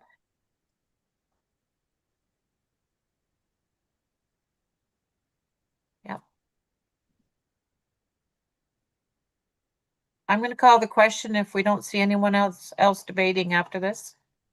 Excellent. Thank you. Everyone ready for the question? Or, sorry, we have to have acknowledgement from Commissioner Bezic-Escalera that he's amenable to accepting these as two friendly amendments. Thanks, Chair. I do see them as friendly. Thank you. And I appreciate the discussion. Thanks. And I believe the seconder has to agree also. And that would be Vice Chair Kent. Yeah, I agree. Okay. I think it was me that put it forward, so it just got strung into a little bit of new verbiage. All right, so I think we're ready for the question. All those in favor of adopting the motion as written on the screen, please signify by saying aye or raising their hand. Aye. All those, anyone contrary? No, I don't believe so. All right, motion is carried. Thank you kindly. Good discussion.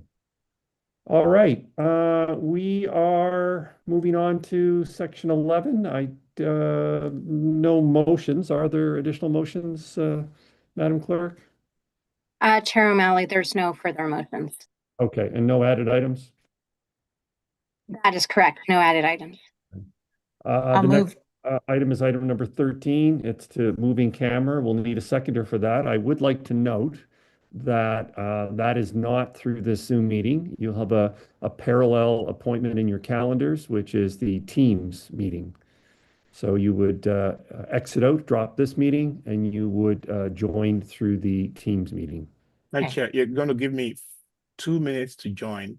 I'm just Absolutely. going to round up whatever the issues are here. So, yeah. Okay, I'll thank move you. to go in camera. Thank you, Vice Chair Kent, and we will wait for you, Commissioner Akindoju. All right, thank you And then kindly. we come back here, folks, after do. that one.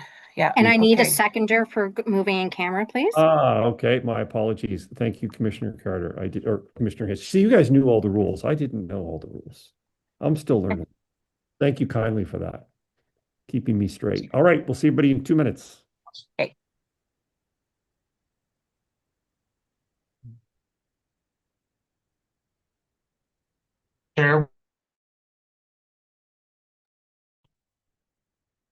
Chair, we're not required on the in-camera, is that correct?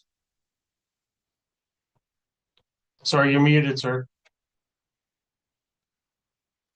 Sorry, I should have said that. Yeah, no, you're not required. And when I look down, there's no item to come back. We just have to come back and then ratify what occurred in camera. So yeah, you guys are free to go. Thank you very kindly for your time and participation here today. Thanks, take care. Thank you. Sure.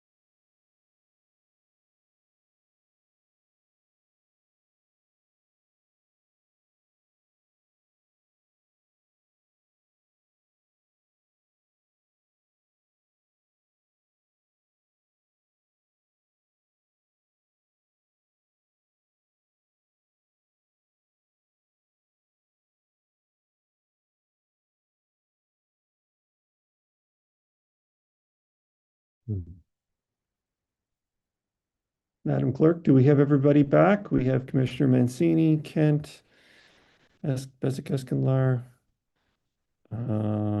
Here we go. Yes, we have everyone back. All right, excellent. So, are you able to put the motion up? Yes, I'm just going to share it in the chat. Oh, okay. And we'll ask if a commissioner can read the motion, please.